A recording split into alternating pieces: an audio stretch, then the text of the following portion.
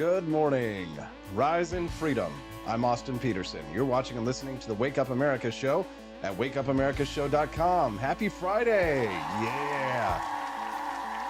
Hope everybody's feeling good today. Oh, if you're not, then you will be by the end of the show, because you know what Friday means. It means Freedom Family Friday. That's right. Stephanie Petersen, my smoking hot redheaded libertarian wifey, in the house. Oh, what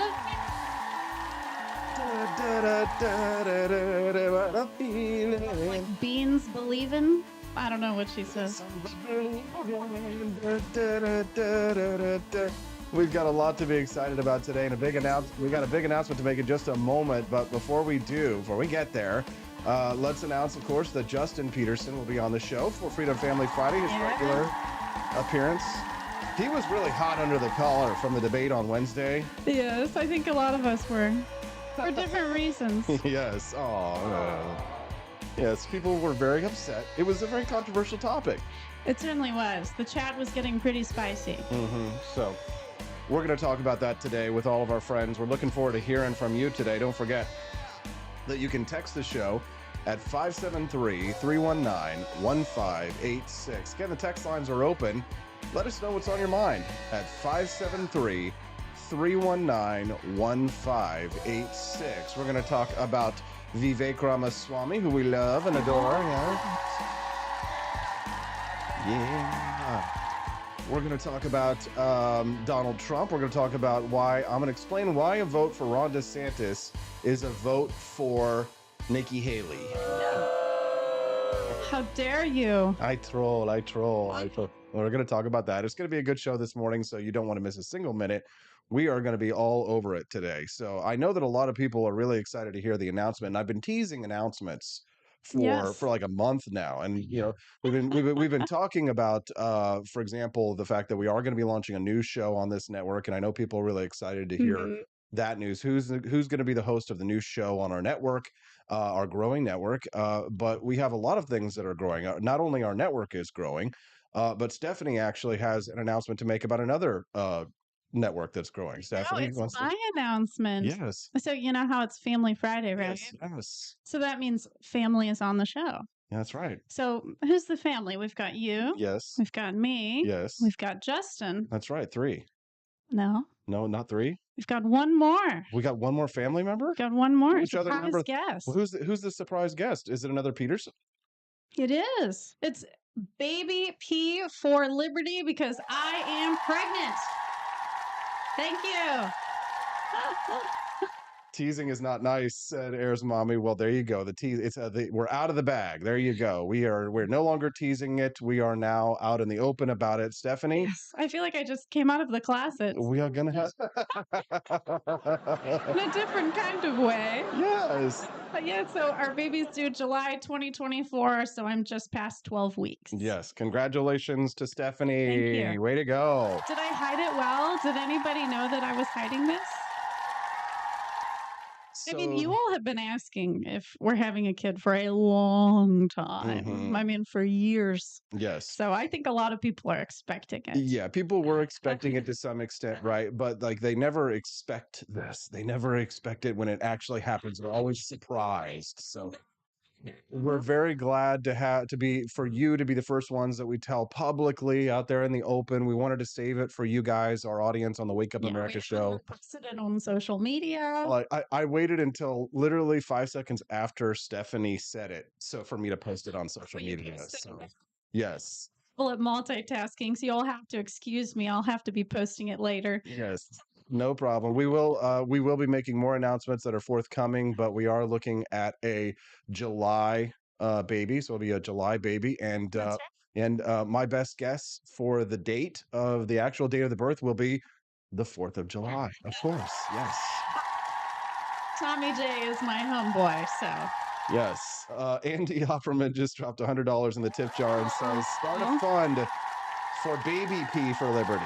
Thank you so much. Yes, thank you, Andrew. We appreciate I that know we very need to much. start like a social media account for Baby P for Liberty, Baby so P for people can Liberty. track the baby. The baby tracker. Yes. Yes, I The don't. baby tracker, like the Santa Nordic tracker. Yeah, no, I don't want to. I don't think we want to annoy people for sure. But I know. but I am thankful for all of our friends out there who are big supporters and fans. I knew you guys would be excited about it, just because. I mean, God, Stephanie, how long have people been saying, when are you guys gonna have babies? You know, like. I mean, back when I was volunteering for your campaign, Mhm. people were asking us when we were having babies, and that was before we even knew that we were ever going to be together. Right, right. I do hear quite frequently that the best thing that you can do for libertarianism is to have as many babies as possible. So Yeah. there we go. I mean, I see myself going, 1, 2, 3. I could see it being a slippery slope here. I still have a lot of years. I'm not geriatric yet, y'all. Yeah, exactly. You thought she was, because you're 35 years I'm old. 35. 40 Right. is the geriatric age. Right. Yes. Yes. Yes. Er's mommy dropped $100 in the tip Oh jar my too. God. Thank you, Nancy. Urs, you've got some mail coming for you. Yeah, we've got something special coming in the mail for you, so look out for it there, Er's mommy. We appreciate you very much. Urs has certainly been a shining supporter of ours. Yes, she has, and we're very grateful for her, for KV Andy, for Andy Opperman, all of our friends. Yes, who Andy are so too. supportive. He's been there. Yes. Through it all with us. Thank you, friends. Thank you. Yes, everybody was saying have babies. Well, there you go. We're doing it for liberty. We did it for liberty. Oh, absolutely. And I think we did it while we were looking at Javier Milei on that video. Exactly. That is how we conceived, you guys. Right, that picture of us that that Elon Musk posted yesterday. Yeah. Of us in flagrante delecto. What is that? That's caught in the act of making love. Oh, okay. But in a scandalous way. Oh. So it was scandalous because I had the laptop up and I was watching the World Economic Forum speech of Javier Milei. Oh yeah. And I don't know who took the picture of us in the hotel room while we were. It was George. It must have been George. We teach our dogs how to do amazing things. Yes, thank you, George. Yeah. Thank you. Yes.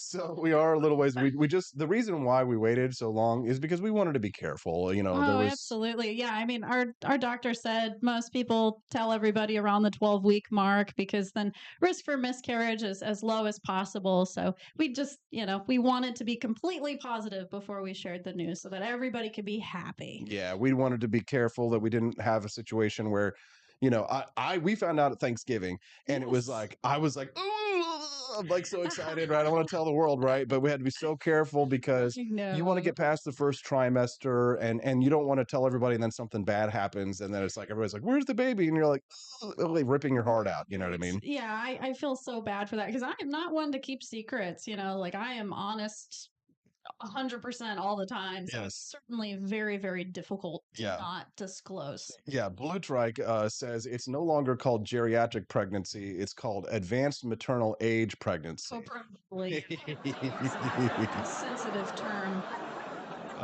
If you're just tuning into the Wake Up America show, good morning. They put us on the very front page there today. The announcement is very newsworthy. It must be. Oh yeah, so newsworthy. The Missouri Times newspaper. Exactly. Yeah. So you're gonna have when you get your photos once you finally start to blow up, right? Because you're so petite right now. But what do they call those maternity photos? Is that what they do when those pictures that they're usually pretty tacky of chicks with their bellies sticking out? It's like boudoir photo shoots. It's kind of sexy in a really weird way. Like a woman's wearing some sort of lingerie. Yeah. Yes. Yeah. It's like a kind of a sexy pregnant picture. It is kind of weird. Yes. Glowcus says, Steffi, my wife had our youngest at 43 years old. So. Yes. Yep. Absolutely. Yes. So AP and Steph, baby will make 3 for Liberty, says Quest Fanning. Correct. Yes. So happy that we planned it this way and waited this long meaning in terms of age to do this, because before this, I remember when I was 30 and I was not ready to bring a child in the world. I was much more selfish. I was like, you know what? I got goals. I got things I need to do. I got to go on trips. I got to go to Japan. So it's like, I was not ready to give to another being. We did it right. We did it right. We got our scuba diving certification. We went scuba diving. Because you can't go scuba diving while you're pregnant. Yeah. Things you can't do. We've been to the bottom of the ocean. We've been to Tokyo, Japan, and looking back, we've done wonderful things in our first 2 years of marriage, and now we get to start a family and we get to start a life. And I can't wait to be a dad. I can't wait. I've always wanted to be a dad. It's gonna be amazing, you guys. I can't wait. Boy or girl, it doesn't matter. You know, I mean, honestly, like I used to be all like pro boy and stuff, but then once we found out, you know, that we were having a kid, I became extremely impartial. And to be quite honest, I like our girl name, and we're struggling a little bit with the boy name. We have, so for our girl name, we're thinking, so it's amalgamation of both of our grandmother's names. Yes. And it's funny because it is both of my grandmother's names, but it was your grandmother's names too for the girl's name. Yeah, my grandmother Rose. Right. Yeah. So your grandmother's name was Rose, my grandmother's name was Rose, and then my other grandmother's name was Hazel. Yes. So we're thinking if it's a little girl, it'll be Hazel Rose, which I think is nice. Pretty. It's Hazel Rose. Hazel was a flower. I always thought that it was an eye color only. I think with a name like Hazel Rose, there will be no confusion about her gender. It's flowers, Hazel and Rose. Yeah, Hazel Rose. Yes, we were laughing because we've been watching The Crown, and there's this. There was like a girl. Somebody was named Hazel on The Crown, and the Queen says, "Why on earth would anyone name someone after a tree?" It's a tree, not a flower. Okay. Yeah, hazel trees. Yes. But then Rose, of course, Rosella was my grandmother's name. Very beautiful. And then for the boy, we have the first name, which is my middle name, which is Wade, which is nice. That's super cool. Yeah, Wade. Yeah. It's like very manly and short and strong. Wade Petersen, right? That's right. And then we've got to find ourselves a good middle name. So right. We're thinking, we kind of like naming a kid after other people that we really admire or are inspired by. So we're definitely thinking about who in the family has been that for us. Yeah. So we're looking for a good middle name. I'm excited to be a dad. Boy, girl, doesn't matter. We're gonna love him like crazy. And of course we will force them to be a libertarian. No. I can see how, as a parent, you can truly influence your child, because if we're like dressing our kid in the, come and take it with a pacifier onesies and just all of the tiny Patriots gear, I could really see how they'll start to become partial to liberty things. Yes. David. Maybe one day they'll be like, "Mom, Dad, I hate this. Stop dressing me in this." Exactly. Speaking of dressing, when I was talking about like some of those pregnancy photo shoots being tacky, David Lee called me out. He says, "Austin doesn't get an opinion on tacky, Mr. Neon 70s trash." Hey, it's Mr. Neon 80s trash, by the way. Thank you very much. Sure, you're right. Exactly. Yeah, that's right. Exactly. And then last on the breaks, who is new to us, I'm not sure we know who they are. They donated $50 and said, "Congratulations, thank you." What's their name? Last on the breaks. Oh yeah, I've never seen that name. Thank you very much, guys, for all your support. Quest Fanning also dropped $20 in the tip jar. Says the Unruhs. We appreciate that. Yeah, he says the Unruhs and the Petersens having their first kids in the same year. 2024 is going to be lit. Yeah. By the way, our friends the Unruhs are also going to have a baby this year. I think they're expecting in March. It seriously seems to be baby fever. I don't know what it is. I was like, is this like some sort of post-COVID baby boom going on? But it's like Jess Mears, one of our Liberty friends. So many Liberty babies are being born. Had a baby this year. So it's like we certainly have a lot of Liberty friends that have young ones. And so we're very excited. Maybe one day we could start like a Liberty family camp, and like everyone could bring their children. We should do it. Let's do a Liberty family camp. Cute. Yeah, we could all like sing songs by the fire and like Kumbaya, my Javier. Or we could be like, yeah, exactly. We'll invite Vivek Ramaswamy to give a speech. It'll be great. Yeah. Speaking of Vivek Ramaswamy, he was having a conversation with Larry Kudlow on Fox Business the other day. I thought it was quite interesting in talking about the New Hampshire primary. Here's what Vivek Ramaswamy had to say. Take a listen. Vivek, you're going to be campaigning in New Hampshire. How does New Hampshire look for Mr. Trump? Look, I was there, just last night. Feels like a long time ago, but I was side by side with Trump. We spoke to a large audience. I think it's looking pretty good. I do think that a lot of the libertarians in New Hampshire should now come this direction. That's part of what I wanted to throw in Trump's direction with my endorsement. I was attracting a lot of libertarian support. And my case to the libertarians would be, you want to go the direction of an old Republican Party of Dick Cheney that forks over our money to fight foreign wars that don't advance our interests, and a surveillance state at home that ties your internet profiles to your social media accounts to your government-issued ID? I think that's the wrong vision. Nikki Haley and other Republicans may stand for that. But if you want to vote for liberty, the last best chance left in this race is Donald Trump. Yeah. And I'm going to do everything in my power, both over the course of this year and over the course of the next 4 years, to make sure we stand for those liberty-minded principles. And I do think that libertarian support shifting Donald Trump's direction, especially in a state like New Hampshire, should make a difference that's wide enough to end this primary in New Hampshire, as I believe it should, and then reunite this party and then reunite this country. And I'll do everything in my power to make that happen. What do you think, Mom? How many times did he say liberty and libertarian? I don't know. We just like play a drinking game. Like every time he says liberty, just like take a shot. But right? But it's like it's like watching the Javier Milei speech in Davos the other day. It's giving me the same vibes. Sure, there's a ton of libertarians. New Hampshire is like the libertarian capital. They are, but they're way more stubborn even than libertarians in general. Like, so libertarians are extremely stubborn, but libertarians in New Hampshire are like 75% more stubborn. So they may not necessarily turn out in the numbers that Vivek is hoping for. Well, for Trump's not libertarian. He's not a real libertarian. Vivek's not a real libertarian. We're going to vote third party this year. We're going to vote for Chase Oliver and get all our guns taken away by the Democrats. Still see a lot of people on social media being like, I personally know Vivek and I know that he's just acting right now. This isn't really how he feels. And it's like, no, he seems anyway. Yeah, and here's the thing. He's already had an impact on Donald Trump's policy agenda. Let's hear it. Take a listen. So we talked about a number of issues backstage, which I've actually championed in this race that I do think would be beneficial to the America First movement for President Trump to take on. And I think he was very amenable to many of them. Opposition to a central bank digital currency. And tonight I'm also making another promise to protect Americans from government tyranny. As your president, I will never allow the creation of a central bank digital currency. Do you know about that? Wow. So we talked about a number of issues backstage. What do you think?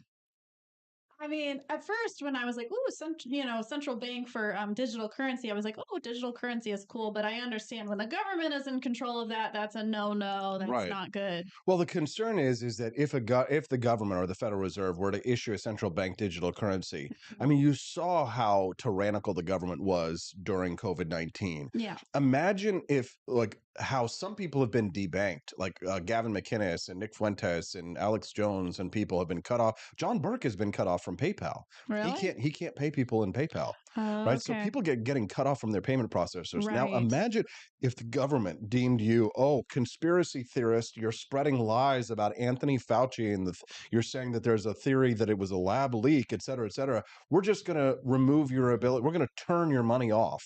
Wow. Right. Electronically, you're no longer able to make transactions. To give the government that amount of power, and think about who could take advantage of it as well, how it could be so easily manipulated.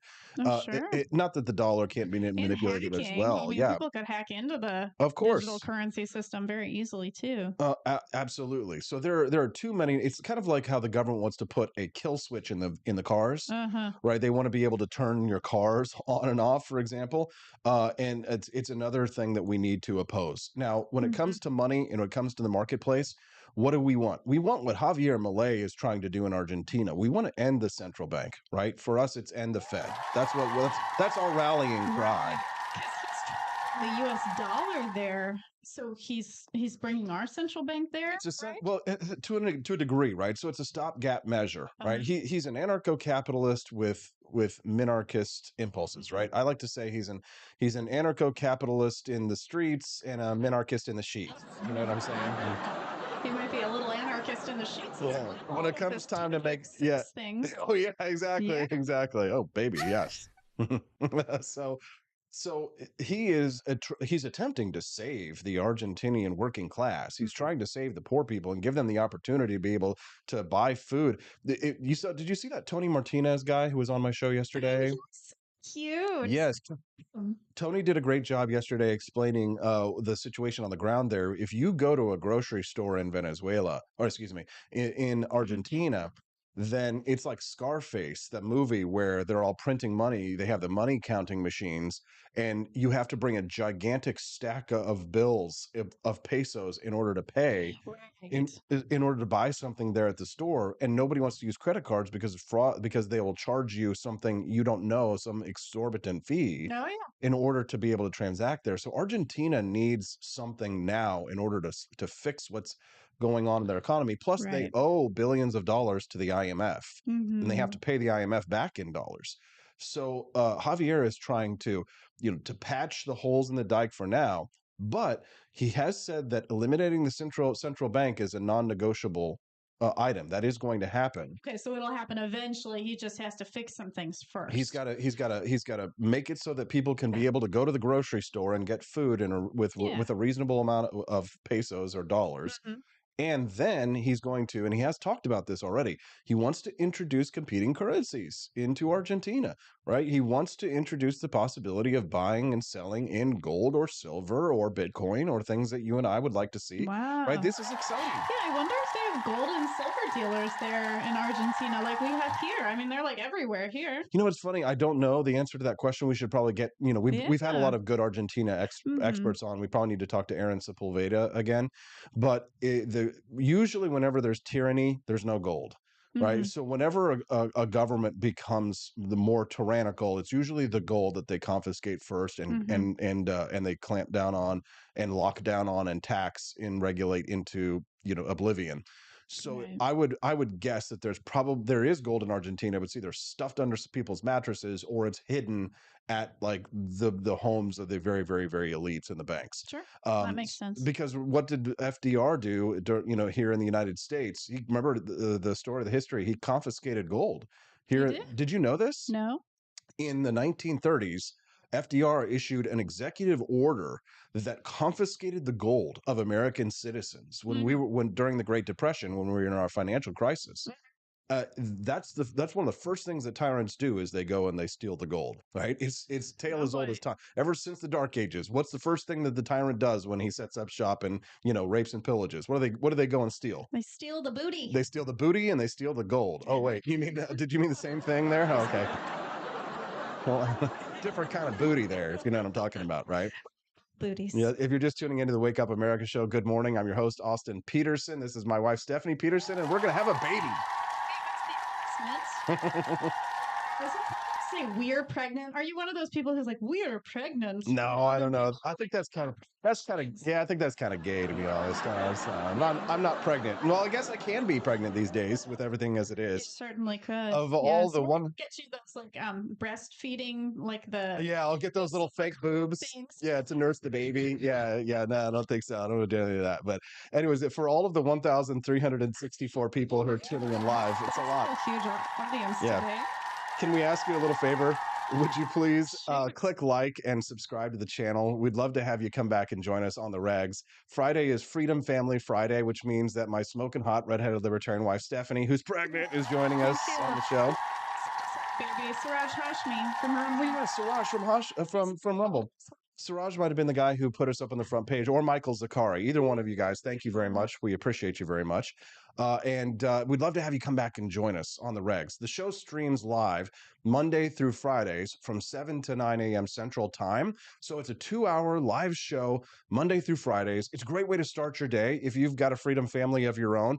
Great way to listen, to find out what's going on in the world. We play some of the best clips that are happening in news and politics. We have some of the absolute best content. You've got a great host, of course. And honestly, we have terrific guests. Not only do we have a regular guest lineup, people like Stephanie and my brother Justin on Fridays who are regulars, but Camelia Petersen, who joins us Tuesdays and Thursdays, Daniela Pensack, John Miltimore Mondays, Judge Napolitano on Wednesdays.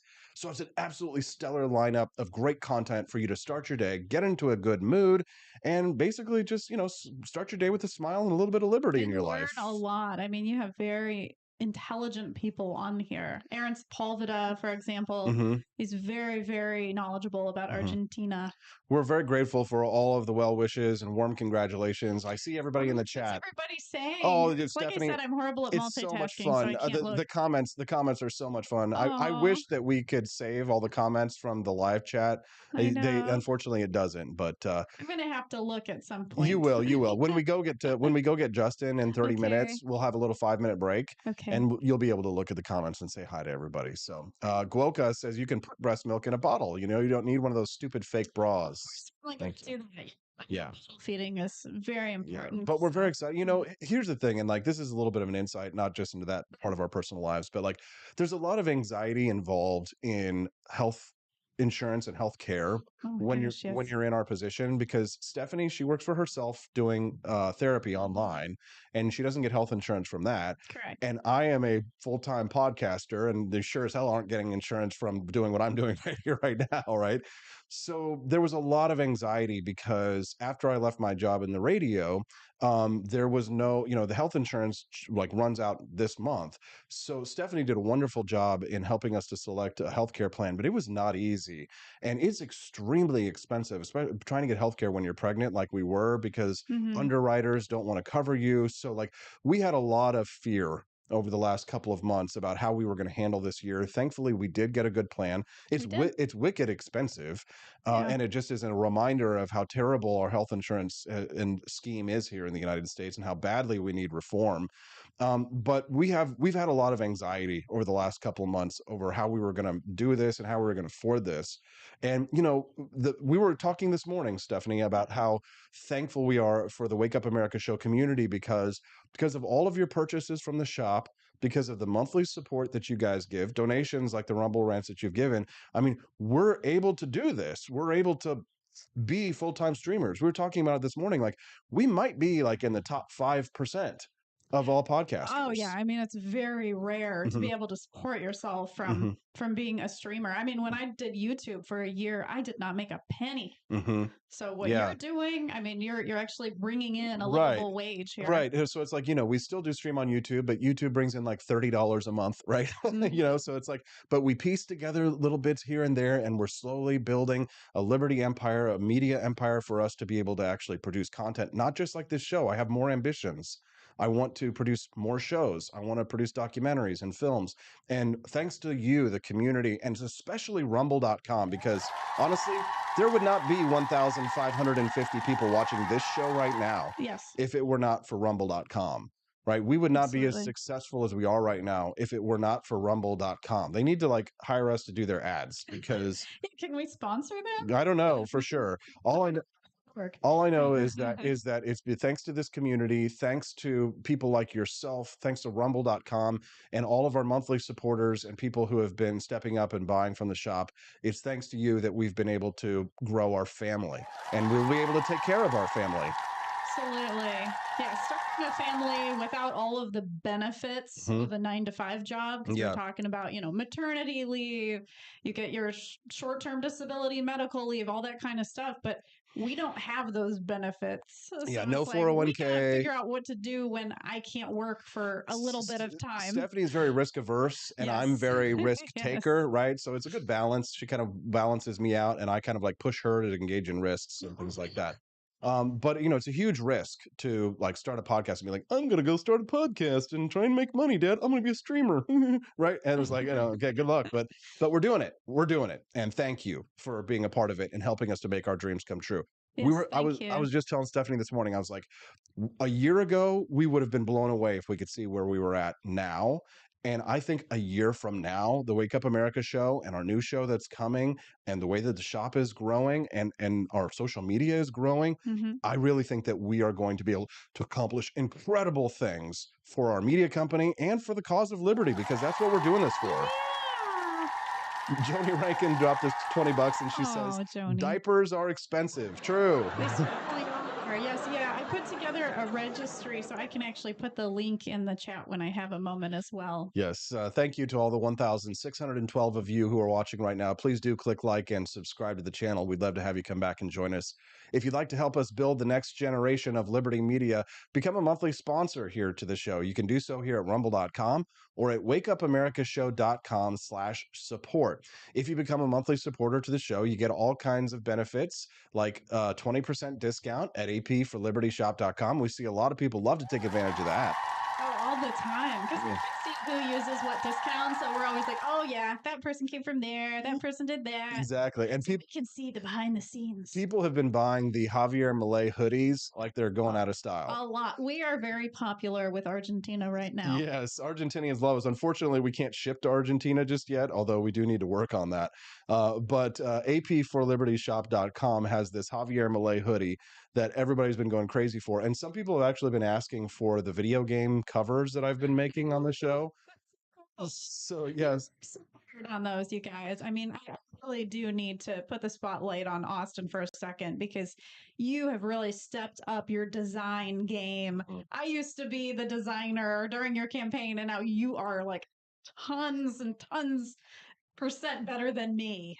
So you are really learning a lot about design right now. Necessity will breed innovation for sure. I've had to step up because there's nobody to do it for me, right? Mm-hmm. But somebody on a podcast I was on last night was like, "Who does your thumbnails?" I'm like, "It's all me, baby." Yes, it truly is all him. He's sitting there for literally a few hours sometimes doing this. At night. He's looking at specific details of these video game covers. Mm-hmm. Yeah, and I'm enjoying myself doing it. Right, today's was Little Nemo, the Dream Master, an old Nintendo game. Yesterday, play the game. You sold me on the game. Yeah, she's like, the game looks fun. Yeah, it's really cute. Javier Milei for Metal Gear. This is and I put it on a shirt yesterday in case anybody wanted it. But the Javier Milei Afuera hoodies, those are like, man, people just freaking love those. So we sold a lot of those. You can get those at apforlibertyshop.com. That's AP, the number 4, apforlibertyshop.com. Please do check it out. We appreciate you very much. Some people are asking about the trailer for the documentary.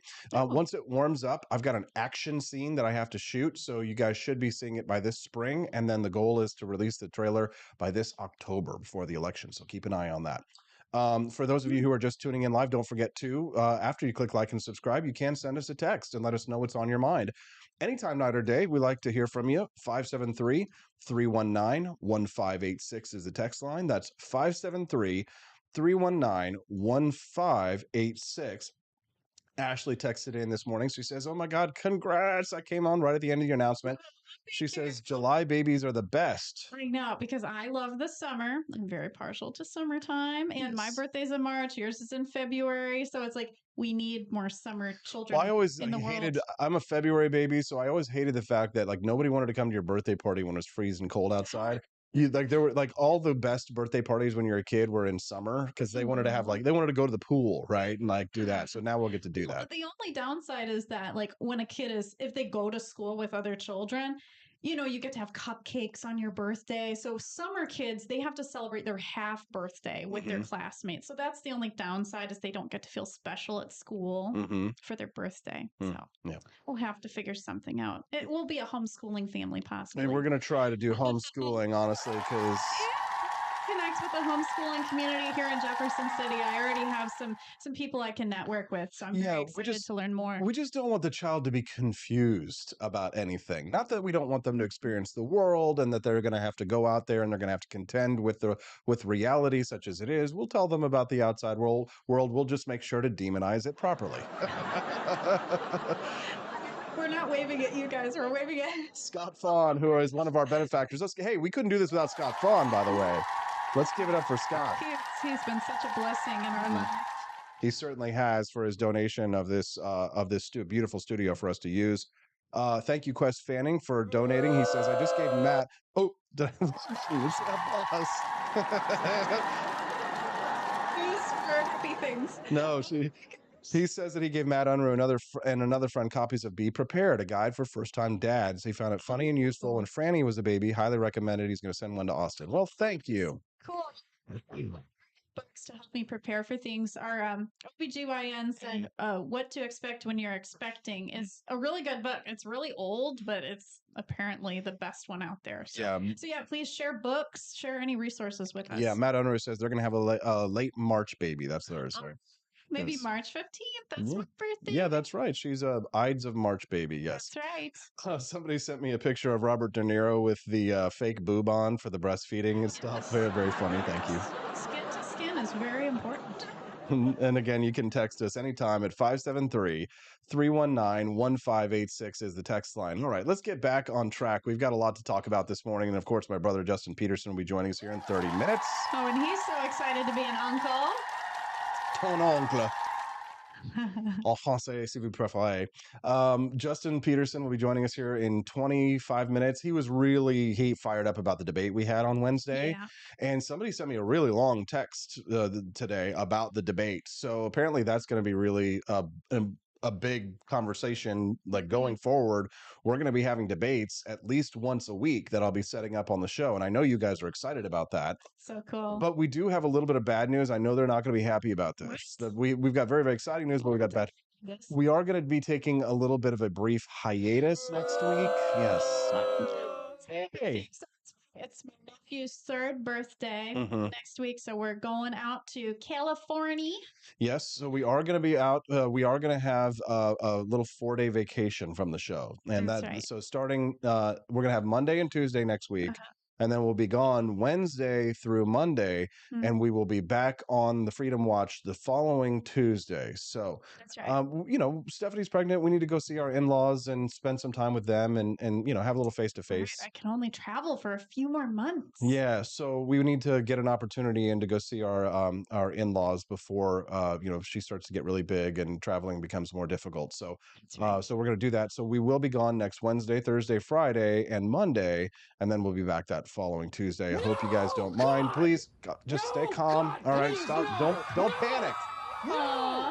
We can take lots of photos when we're in San Francisco of the homeless population. Yeah, we'll do that. We'll do a special report live from San Francisco there. Notice some needle and some poop. There you go. Smell-o-vision.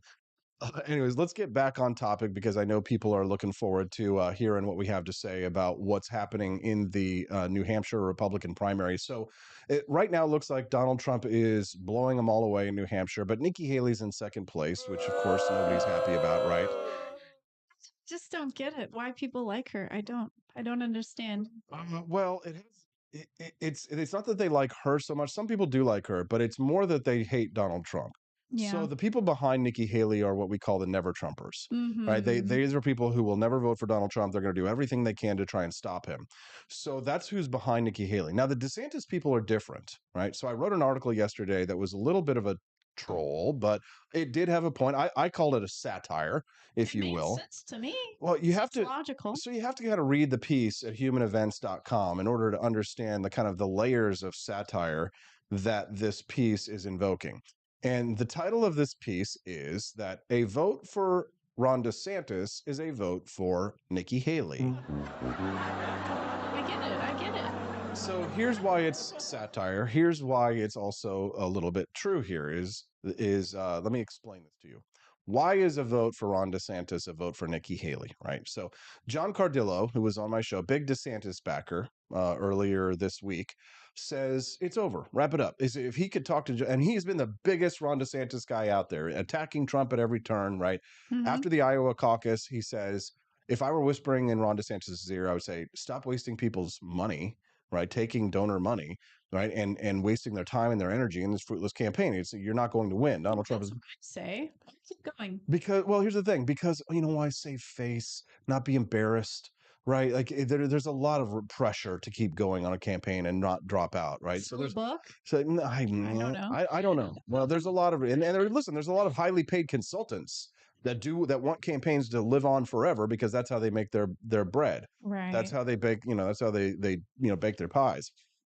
But here's the thing: when it comes to the DeSantis people are not the same as the Nikki Haley people. They're not never Trumpers.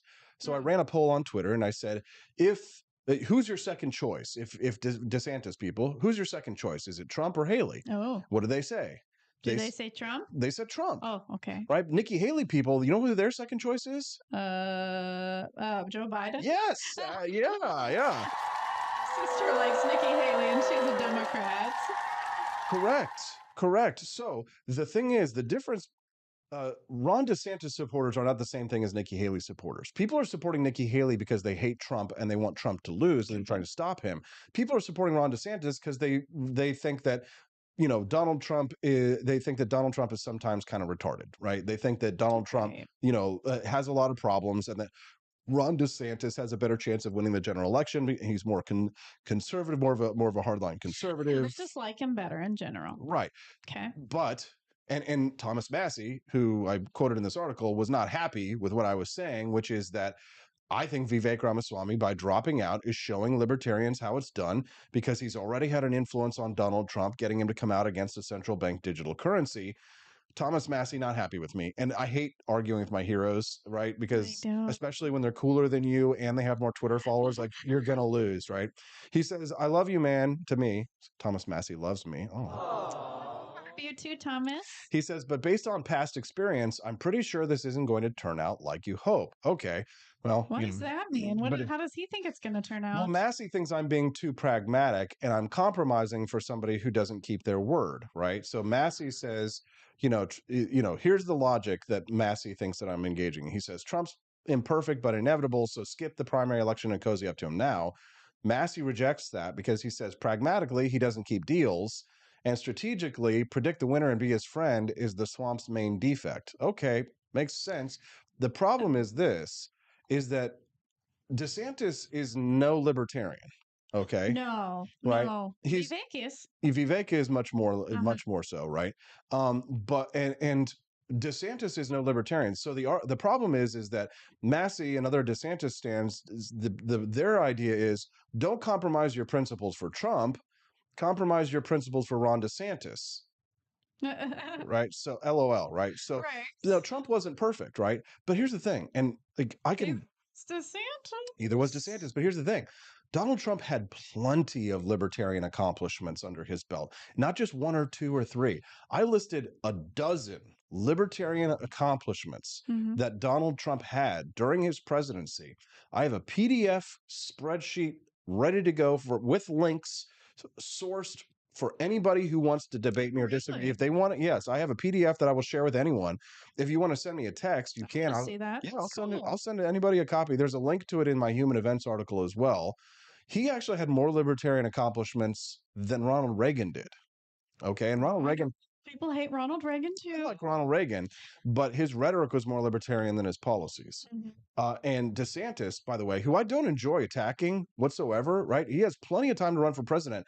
He's the governor of Florida now. He has a job. Right. Okay. He should be doing his job. Yeah. He's shirking his duties.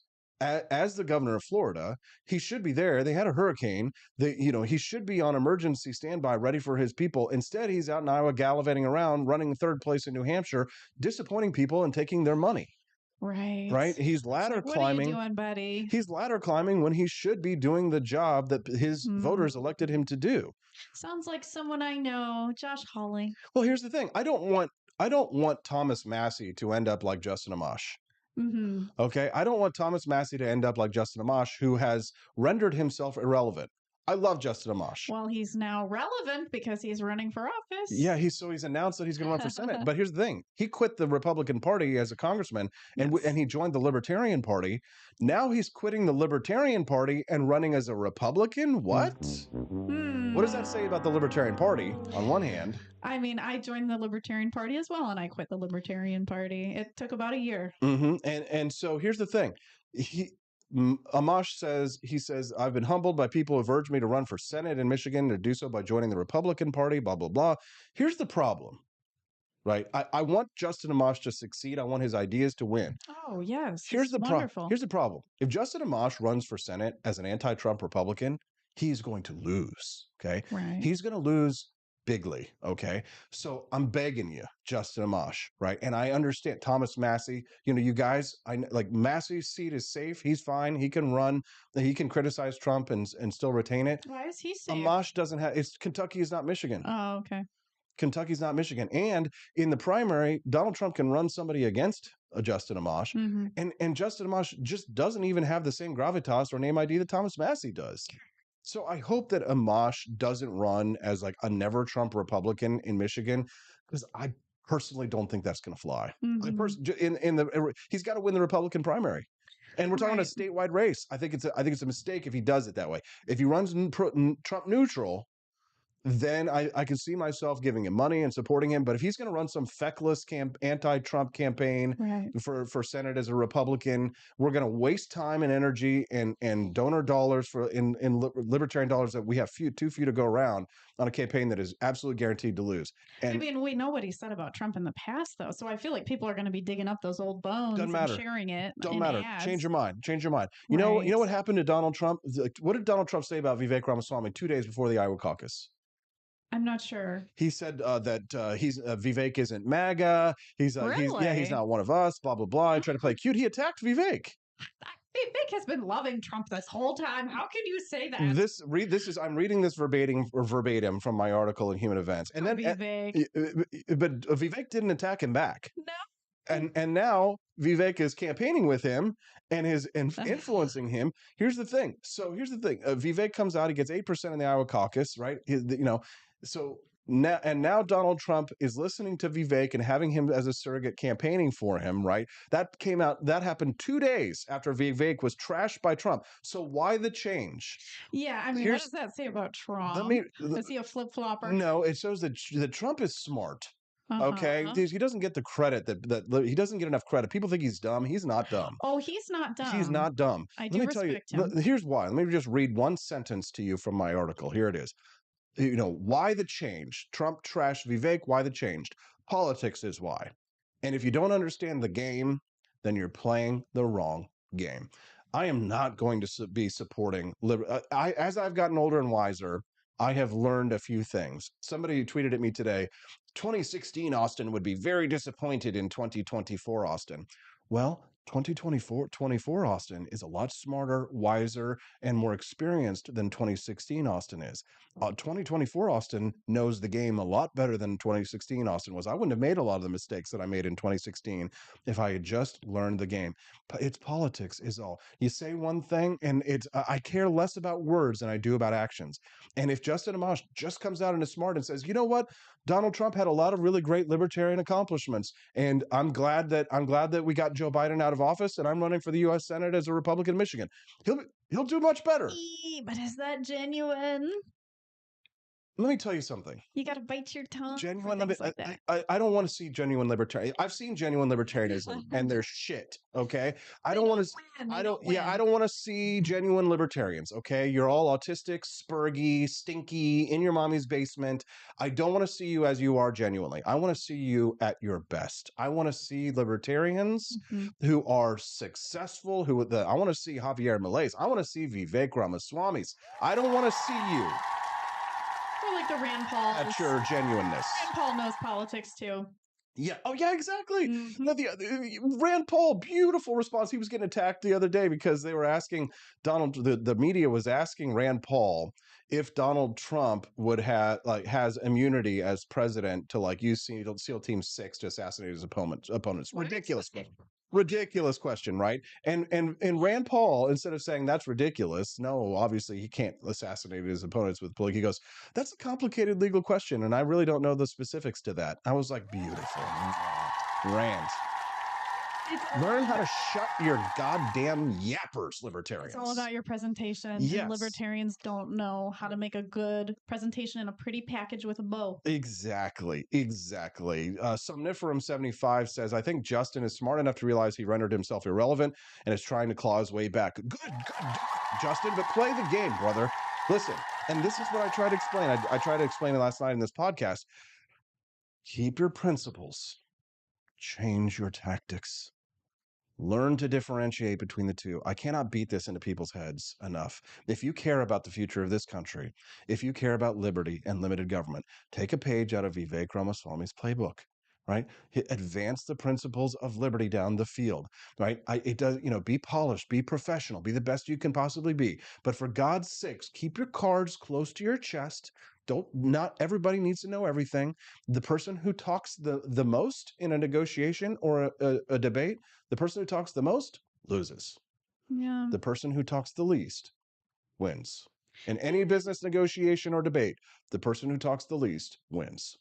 It's just, we just can't keep thinking as libertarians as all or nothing, because we say, well, Trump has to be all the things we want in a libertarian world, but he's not going to be. So then we say, well, I feel I'm not principled if I'm supporting someone like him. So it's like, can you still be principled, but yet support somebody who's not all of what you want?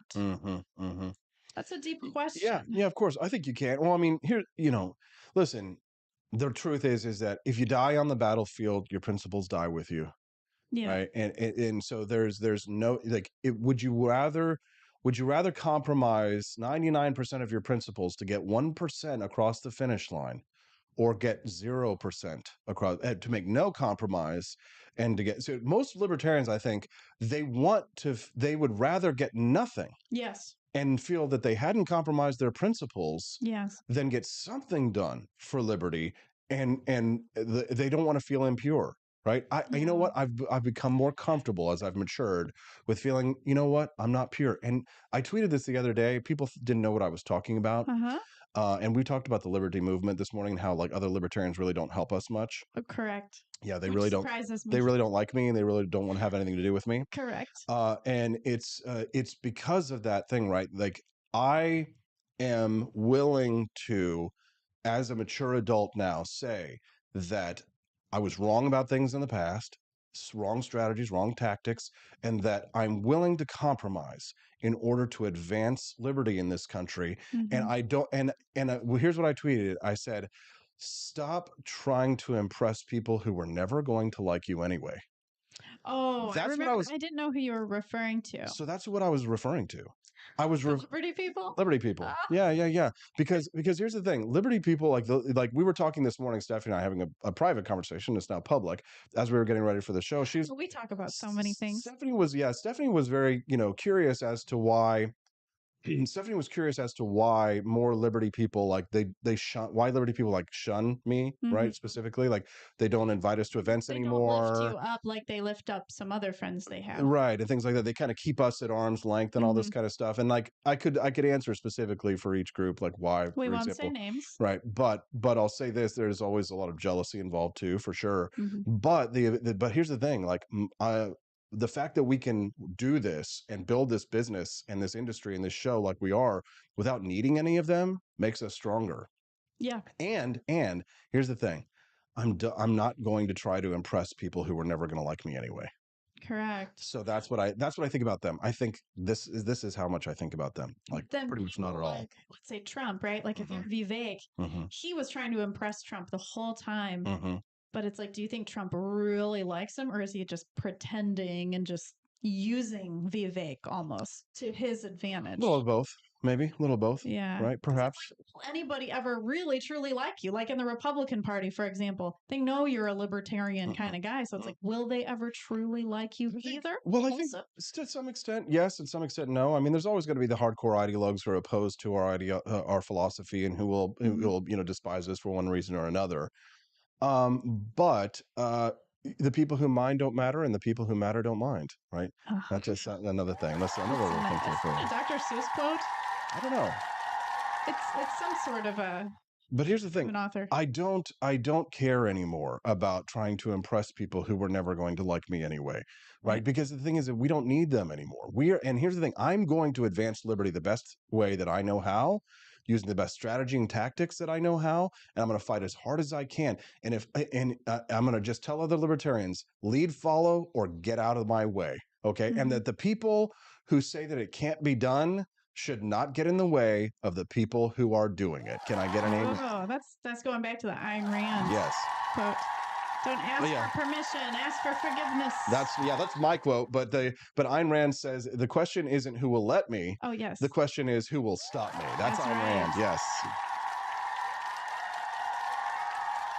you're going to get places. Yeah, we are going to get places, Stephanie. Well, here's the thing with, you do so much for the Wake Up America show and for this business, for the AP for Liberty shop. Like, I can't even tell you how much work Stephanie puts in to help me be successful here. So fun. Not only is she an awesome guest here on the show on Fridays, but she also posts a lot of our memes. She posts a lot of our advertisements for the shop. She also, helps me to generate the emails which go out to help us to sell more product at AP for Liberty Shop, which I think this is a good time for us to be reminded that it is a good chance to visit apforlibertyshop.com. Oh, it is. And in honor of our pregnancy announcement, we actually have a Tiny Patriots collection sale, 15% off until Sunday. So if you use code Tiny Patriots on any of our Tiny Patriots items, then you can get a nice discount. Mm-hmm. And we also have some beautiful coffee here. We have dark roast, medium roast, light roast, decaf, single origin. If you love the founding fathers, I mean, this is basically an art piece in itself. Austin and we designed all of the art on these packages. They are beautiful. They make wonderful gifts. And you can also get a coffee subscription. And so that would be discounted for you. You can also bundle your coffee so you can buy multiples at a time and get a nice discount. So that would be very helpful for people who like a lot of coffee. We have phone cases. Yeah, Austin has a phone case too. This is my Lady Liberty case, and his is the retro gun case. We have t-shirts, custom metal signs. I gotta get you it's the dad established, and then you put the year. Yes, there's a custom metal sign that says Dad established 2024. Yeah. I've been wanting to show. I'm like, oh, people are gonna know. So now I can finally share that one and be like, Dad established 2024. If you want to help support the Wake Up America show, buying a monthly coffee subscription is a great way to not only get delicious coffee delivered to your door, but to support the Wake Up America show and the ideas of economic freedom and personal liberty. My brother, Justin Petersen, is going to be joining us here in just a few minutes. He was really hot under the collar about the debate that we had on Wednesday about whether or not gays should be able to adopt. And we're going to hear from him about why men are not dating, not getting jobs, not leaving the homes. They're calling it the male melees. We're going to talk about that with Justin here in just a couple of minutes. That's interesting. Yeah, I got to say thank you to our sponsor at quickrxstore.com. Quickrxstore.com is a great way to get your ivermectin, hydroxychloroquine, amoxicillin delivered to your front door. You can save 10% with the coupon code SAVE10. So if you're interested in ivermectin, hydroxychloroquine, or amoxicillin, or other drugs being delivered to your door, you can save money on your prescriptions using code SAVE10 at quickrxstore.com. We're going to go to a commercial break. When we get back, we're going to talk to the third the fourth Petersen who'll be joining us. To the third one today. We've got me, Petersen, Stephanie Petersen, baby Petersen, Justin Petersen. It's a plethora of Petersens when we get back on the Wake Up America show at wakeupAmericaShow.com. As we continually talk about health and things that can help us out in many different ways, we get many questions about ivermectin, where to get it, and we're constantly sending out links. And we thought, you know what? We just work together with Quick RX Store and see if we can get that link with the discount. So sure enough, they have a huge selection at the description box below. It has quickrxstore.com. That's QUICKRXSTORE.com. Click in the description box below and put SAVE10, SAVE10 in the coupon code, and you get 10% off your order. So they have a huge selection of different things. Quality assurance, you can save really big. You can save a lot of money on them. And fast shipping, they've done a really great work for us. We've been able to send many people there. Again, if you're looking for ivermectin, hydroxychloroquine, then head that way today. No Goose Lodge in Jamestown, Kansas, your home away from home. Choose the comfort and privacy of our individual rooms, each equipped with its very own locking door and en-suite facilities. Or bring the whole family and make memories in our communal space. Snuggle up on our plush recliners or share a meal around the dining table that comfortably seats 8. Our kitchen is armed with everything you need, from a microwave to a full-size fridge. For a bird's eye view, book the Eagle's Nest. Enjoy the privacy, storage space, and its very own toilet and shower. For just $450 a night, reserve the entire lodge. Perfect for reunions or retreats, accommodating up to 8 guests. And remember, Snow Goose Lodge is a haven for kids and dogs alike. So bring the whole family. Book your stay now and get 20% off your first booking using the code WAKEUP. Force behaviors, and at BlackRock we are forcing behaviors. Mao ordered his citizens to throw off the 4 olds. Old thinking, old culture, old customs, and old habits. So, your whole life went in the garbage overnight, no biggie. And those who resisted were attacked by an army of purifiers called the Red Guard, who went around the country putting dunce caps on people. Yeah, who didn't take to being a new kind of mortal being. If you don't force behaviors, whether it's gender or race or just any way you want to say the composition of your team, you're going to be impacted. Well, things haven't been so sweet for Ben & Jerry's after the company posted an anti-American tweet, a few of them, on the 4th of July. The ice cream makers declared the United States was founded on stolen indigenous land. Well, someone should tell Target that, because they're now selling swimsuits with tuckums in the women's section of the store. And they even have a line just for kids. Yeah, we're going to reach out to Ben & Jerry's and ask them how they can live with themselves as they operate a multi-billion-dollar company on stolen land while declaring other people give up their so-called stolen land. This is the child section. This is literally the kids section. I'm next to a literal onesie that says whatever the hell that means. We have "Glad you came out" and "I'm so happy that you're queer" in the kids section. Are you kidding me? I'm sorry, but pride and toddler don't belong in the same sentence. Good news! Starbucks will offer its workers reimbursement of travel expenses related to accessing abortion and gender-affirming procedures. Kyle Rittenhouse was seen wearing a Black Rifle Coffee Company shirt, and they wanted to distance themselves from that individual.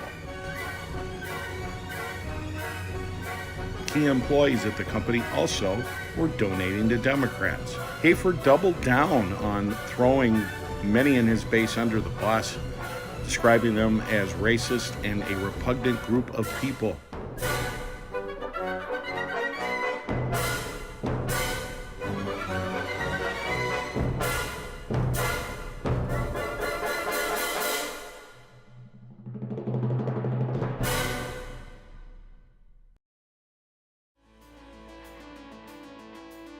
Good morning, Rise and Freedom. I'm Austin Petersen. You're watching and listening to the Wake Up America show at wakeupamericashow.com. We're glad and thankful to have you here. Thank you to Rumble.com for putting us on the front page. 2,400 people watching us live. Jeez, that's like Taylor Swift concert levels. Nah, just kidding. It's all you. Freedom Family Friday joining us live in studio. My lovely wife, Stephanie Petersen. What's up, Steffi? Hello. How you doing? She's Whenever somebody says, "How are you?" I'm just going to be like, "I'm pregnant." We've been holding back that announcement now until we got past to sort of the danger zone. We're now out of the first trimester. We're going to have a baby P for Liberty. Woo! And then we're going to have another baby. And then we're going to have another baby and another baby. Mormon. We're going to just roll on. We got 5.5 acres. We'll just build another house. How's that? Yeah. Tiny home. There you go. Each child gets their own home. What do you guys say? There you go. If you're just tuning into the show live right now, do us a favor, will you? Click like, subscribe to the channel. Come back and join us here every Monday through Friday from 7 to 9 a.m. Central Time. The Wake Up America show streams live. We're a great way to start your day. Get your day started right with a little economic freedom and personal liberty. Fridays being Freedom Family Fridays. You got one Petersen here. 3 Petersens on the set already, but we got one more Petersen left to go. It's Justin Petersen, my sweetheart brother, joining us live from Boston. What's up, JP? Yeah. The original Petersen. Did you know I'm the first Petersen grandchild? Did you know that? No, I did not know that. Grandma Rose always said, "You're the first Petersen grandchild," because everybody else was the whole Petersen family. Yes, because everyone else was either a Williams or a Brown. So I was the first Petersen grandbaby. There you go, Justin. You were first. Yes. But Justin, we're glad to have you here. I know that you are really just champing at the bit I know the difference. There's no, most people get that wrong. We grew up on a horse farm, so we should say it correctly. Champing at the bit. Yes, that's right. And to talk about what happened on this show on Wednesday, we started a new debate series on the Wake Up America show. We're going to do one of these a week. This week, we started with Brad Palumbo and Andrew Wilson. Andrew Wilson was a traditional conservative, Brad Palumbo, a libertarian, to discuss the issue of gay adoption in this country, which was a little bit contentious. I think Brad Palumbo was probably not prepared. He did message us when he said that he was kind of up all night with his dog ready. But I mean, Andrew Wilson kind of like came in like fire and fury as a conservative, saying, "Hell no." I honestly was surprised at how I felt after the debate. Really? Because obviously I know what my personal feelings are about the issue. I'm very liberal minded, but I thought Andrew did a very good job. I mean, he kept his cool, which is so important in a debate. Stay calm. Don't do name calling. Yeah. And he brought his facts. Yeah, I didn't agree with him. Correct. But he did a good job in the debate. Correct. Yes, I love when people bring facts to a debate. So, Justin, what was your take on it, the debate between the two on the question of gay adoption? Because I know that you were hot under the collar, man. I was not happy. No, it's just so I'm just going to go real, okay? Go real. I am often not aware of how much people really do hate gay people. Yeah. Really. I'm not often in circles, I'm not in social situations where I'm hearing that level of rhetoric about gay people, and it always takes me, and I think that's what happened to Brad. It puts you on your back foot. You're like, oh, I wasn't ready for this level of just virulent anti-gay hatred, But here's the thing. I believe that we have freedom of speech, and we also need to be fighting for the freedom of speech that we hate. And I hated that speech. But I believe that a person has a right in a country that is free to say whatever they want to say. But here's the difference. I don't know that generosity of rights endowment would be given by the other side. Correct. Correct. And that was what Steffi and I were talking about actually just maybe yesterday in the truck or the other day. We were talking about the difference between ourselves and Andrew Wilson. And we're talking about the difference between ourselves and these conservatives is that we would be allowed to have our lifestyle. They would be allowed to have their lifestyle and their beliefs underneath a country that's governed under our libertarian beliefs. I said, who's to say that our philosophy, being libertarians, is better than a Christian philosophy? Right. Why? And in terms of imposing our morality on the country, correct. I think libertarians do incorrectly state, you don't force your morality on me. Don't force your moral worldview on others, because that's wrong. Because we as libertarians do want to force our morals onto others. We do want to force a liberal worldview on the United States, where a pluralist society, for example. We do want to, we don't want to allow the Taliban to run this country. We don't want to live in a country where, people are forced to wear burqas or to live under these, an authoritarian view. So, because those people are intolerant of us, we are intolerant of them. They can have their ideas and live in their communities and be free to practice them, but they're not free to force their ideals on the rest of us because they're intolerant. But that's what classical liberalism is. Classical liberalism is, it says, it gives everybody at the table a chance to say their piece. There's other philosophies of totalitarianism and ideological, underpinning that look at what's happening on the left. They won't debate you, right? You're like, well, let's have a debate about anti-racism. Let's have a debate about DEI. Oh, we don't have to debate about this. No, the classic liberal believes that you should solve your problems by speech. And the answer to hate speech is not sequestering or suppression of speech, it's more speech, like what we're doing here. We're having more speech about the issue. And here's my other take about that issue. If your ideology, in theory, when confronted by human suffering in reality, must be preserved over the cost of actual human beings, your ideology sucks. If your ideology in the face of human suffering, we must preserve the ideology. You're in a cult. you know, if you're looking at actual people, like the human suffering of a child or of a family that wants to take on a niece or a nephew, I mean, honestly, like just the I mean, just like it was funny. You don't want Christians to be associated with the Westboro Baptist Church, do you? But yet, all I was seeing online in the comments in your comment section was like, "Oh, all gays are rapists. They're all pedophiles," and I'm like, "This is just fucking disgusting." That I'm having to read this. But the problem is, Justin, is that just like, you know, every community has the minority of people who unfortunately the rest of the community gets tarred with the same brush. And it's like I saw the other day that RuPaul was out there advocating for drag queens reading story time in libraries. And I posted on Instagram very unpopularly, you all are hurting your cause with this, right? But Go ahead, Justin. Yes. Go ahead. No, Go ahead. but this is what I'm saying. I see both sides of the coin. I'm not coming in this and being like poisoned by, oh, because of my identity, I'm going to make a call. I understand the argument. I understand that people on the left, on the far left, have pushed the needle so far that now people like me or who are in the middle are going to get lambasted by being associated with these wackadoo days. And people on the right are going to go, yeah, see, I told you, they just want to diddle our kids. They just want to, and I'm like, that's now what I have to deal with, right? It's like, that's the perception that I have to deal with. But it's like, you're being associated, and this is the other thing too. We have feelings about individualism and collectivism, don't we? Right? Don't we have a feeling that collectivism is generally a bad thing?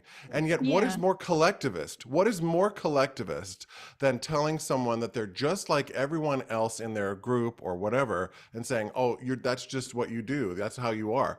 Like, how collectivist for a conservative, right? Like, how collectivist of them, right? Yeah, no, but yet the conservatives are collectivist within their own absolutely church communities. Yeah, for sure. And I mean, and as long as it's a voluntary collective, that's fine. But when you want to force your collectivist views on the entire collective, then we've got a problem. I completely agree. To the extent that those views are intolerant of the basic rights of man, life, liberty, and the pursuit of happiness. And nobody articulated that better in the 21st century than I think Javier Milei at Davos the other day. Can we give it up for him? Did you happen to hear any of his speech at all? Oh, I watched the whole thing, and I watched you watching him, which was actually more fun than anything else. I mean, I just think you need to get a channel of you just doing Austin reacts to Javier Milei, and you'd make a lot of money. I seriously thought that him speaking English, Javier Milei giving a speech in English, I thought that was him. It sounded so real. It was so cool. It was really good. It was really good. I loved it. They managed to use AI to make it look like he was speaking English with his own lips and in his own voice, even though his speech was in Spanish. I was so impressed with everything that Javier Milei had to say, because it's one thing to hear a speech like that and to say, oh, he's just going to lambaste socialists. But like Camelia said on the show, and people in Argentina were clipping this just this morning, that he didn't just tell them off to their faces. He did that, but he also brought facts and history and explained the history of poverty and collectivism and socialism and why individualism must triumph over this, why you are the protagonist. Like, don't let people stand in the way of your ambitions. Like, you are the main character. It was a brilliant speech. But then there was the other side, like flip side of this coin, which is that he has the power to bring these ideas and his principles to his people. But Javier wasn't able to do all this. He wasn't able to accomplish this based purely on libertarian merit alone. As I'm understanding and learning more about his victory and making friends with people in Argentina, many of the people in his coalition, Justin, do not entirely agree with Javier Milei and his principles and views. Many of these people are much more like Donald Trump, for example, like the congressman from Buenos Aires, Agustin Romo, we share a name similarly. He is a hardcore right-wing populist Trumper conservative type. And he wants Donald Trump to get elected here in the United States. And he likes Javier Milei and supports him. But Javier Milei had to build a coalition of people that were not 100% on board with all of their ideas. And this has kind of been the theme of the show this morning, is talking about how can we fight back against the left, like collectivism. And just like Justin, like I told you yesterday, people like Andrew Wilson, who I don't agree with on a lot of these things, would you agree that right now we do have a bigger enemy to fight in the left because they control all of the institutions? What do you think about that? I do, and I totally agree with that. But I think as long as you collectivize gay people and lesbian people in as all of them belong over there, you're going to be fighting an uphill battle, because gay people have always been in culture. Gay people have always been in the arts. They've always been in the foundational idea-making machines of our society. And I would listen, you know as well as I do that almost half of Washington, D.C. is gay pages. Yeah. Like, I'm sorry, but they are the ones who are running around with the administrative state, running around doing all this stuff. So, don't you want more of them on your team than not? I mean, what was that picture, that video of that gay staffer getting boo-fooed in the Senate? Yeah. Well, he wasn't the only one that's getting plowed in that Senate room, Austin. I think the rest of us all are getting plowed. The taxpayer, for sure, yes. No, but I was thinking too about Captain von Steuben. You're always talking about founding fathers and founding flavors and founding this. You need to get a Captain von Steuben coffee. It's a great idea. Yes, the gay captain. He was the gay, yeah, who taught those revolutionary soldiers. He trained and disciplined the American troops at Valley Forge. He was one of Washington's right-hand men. And he actually taught them about, discipline and lineups and all of this stuff that he brought over from Europe. And hygiene. And yes, and he actually created one of the... That's right. We're very fastidious. He created one of the first military training manuals that was used by the U.S. Army for a long time. Mm-hmm. And he was a big old flamin' mo and had lots of homo parties. So you wouldn't have a country if it wasn't for Captain von Steuben, okay? The gays have a long tradition in the military going back to the Romans and the Greeks and beyond. But I mean, it's, it's like, what's old Barry Goldwater's quote? He said that, I don't care if somebody's straight as long as they can shoot straight. Go ahead. Straight, Stephanie. I just want to say that debates like the one about gay couples adopting a child, those are really tough because a lot of the discussion is very subjective. And I think if we just had more facts to share, such as if science could catch up and literally prove to us, there's a gay gene, I think they need to push that information out there. And then I would say to a person who doesn't approve of gay people, I'd say, well, here you go. It's natural. Science shows this. No so would that help us with that debate if we had science to back honestly, us up? I don't think so. Because I think if a person is ideologically possessed, even in the face of irrevocable evidence, they will still resist the truth. They will still resist the what's being said. Like they were talking about gay being a choice. Whenever people say, yes, it's a choice, I always say, well, that's a real tell on your sexuality, because it means that somewhere in your life, you made a choice to be straight. So basically you're telling me that you're bisexual. Right. So if somebody says that being gay is a choice, you're saying, okay, then you could be gay. No, I could never be gay. Well, then that means that it wasn't a choice, right? So correct. that is the trap that they get caught in. The turn on the question is always, when did you choose to be straight? When did you wake up one day and sigh and say to yourself, of the two options I have here today, I've decided that I'm going to perpetually and forever choose this choice. Yeah. Anyways, it's a lot to unpack, and we certainly would love to continue this conversation. We can do so for an hour. Justin wanted to fight on Wednesday. Well, you know what, Justin? I mean, if you'd be open to it, if you think that you don't want to, you're not going to debate. Way. You're not going to be a debater. I'm working on self-composure, but I don't think I could do it. So. Well, that's why I think you'd be a great debater, because it'd be fun to watch you explode on my channel. It'd be awesome. It's really hard for me to compose myself. My eyes would roll so hard. I would just be like this the whole time. We got to reset. We got to reset. For those who might just be tuning into the Wake Up America show, good morning. I'm Austin Petersen. We're glad to have you here. There are 4 Petersens on set. Me, Austin Petersen, my wife, Stephanie Petersen, and she's pregnant with our first child.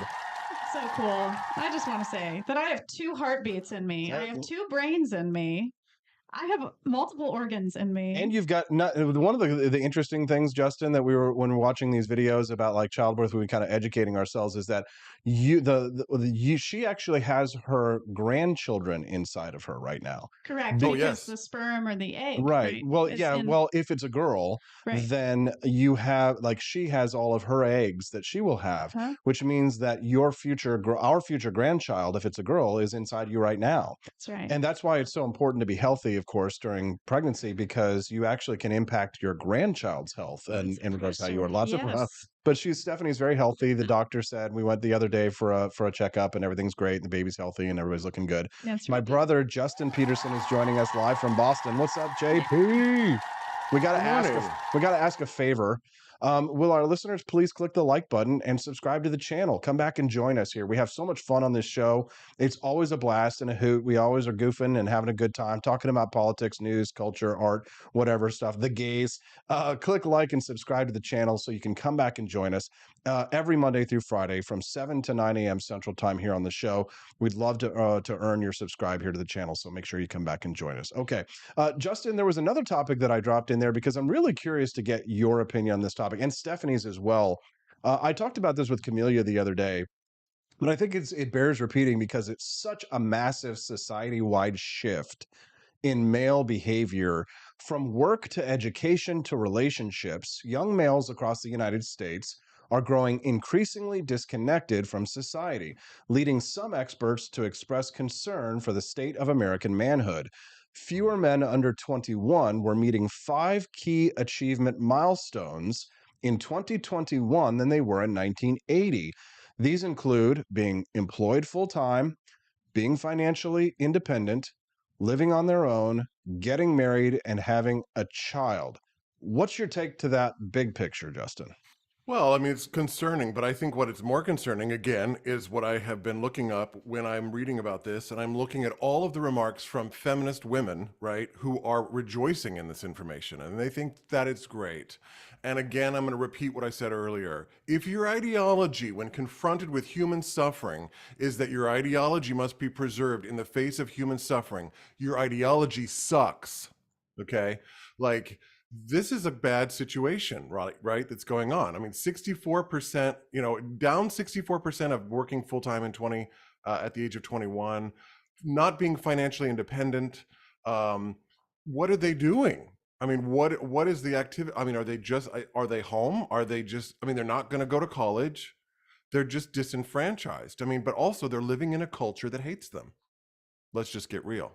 They're living in a culture that hates them.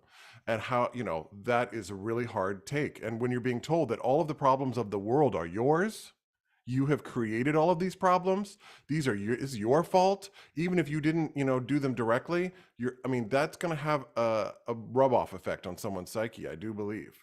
And I don't know. I mean, I think it's a real problem. There's no compassion. Right? There's absolutely zero compassion on display. It's like, well, they're just men. Like you've often said, men are expendable. It's like, you talk about the Titanic, and it's like, well, we'll just let the women live and let the men die. Yeah, this expendability and it's not only a sociological. There's not only a sociological reason for why men are expendable. There's a biological reason as well. If you have 20 people in a village, and 10 men go off to war and 9 of them die, one man can repopulate the entire village. But if 10 women go off to war and 9 of them are killed, then your life is over in the village for the most part, right? I'd be surprised if these statistics apply to women too, to young girls. I would. They're living at home more too. They're not going to college as much. Yeah, they are. This is a trend within the next generation. That's not true. They are definitely going to college, and they are going to college more than men, and they are getting higher paying jobs, and they are being probably more. But I think it's a problem among both genders. I think just men, for whatever reason, might be going through it more than women. Much more so. But you're right, Justin. I think it's because this is a culture that hates us, that hates men, which is always fascinating too. Because, and I like to joke, all of these social justice warriors, right? It's social justice in the streets, but colonizer in the sheets. Right. Because you'll see it's the AOCs of the world, the Kamala Harrises. Who are they all marrying, wanting to have little white babies with their white husbands that they despise? They're marrying. Yeah. They're not going to marry a couch potato. Mm-hmm. No. They want someone who's active. I wonder too if it has to do with parenting styles. Parents are allowing this to happen. Maybe, but I also think social media plays a big role.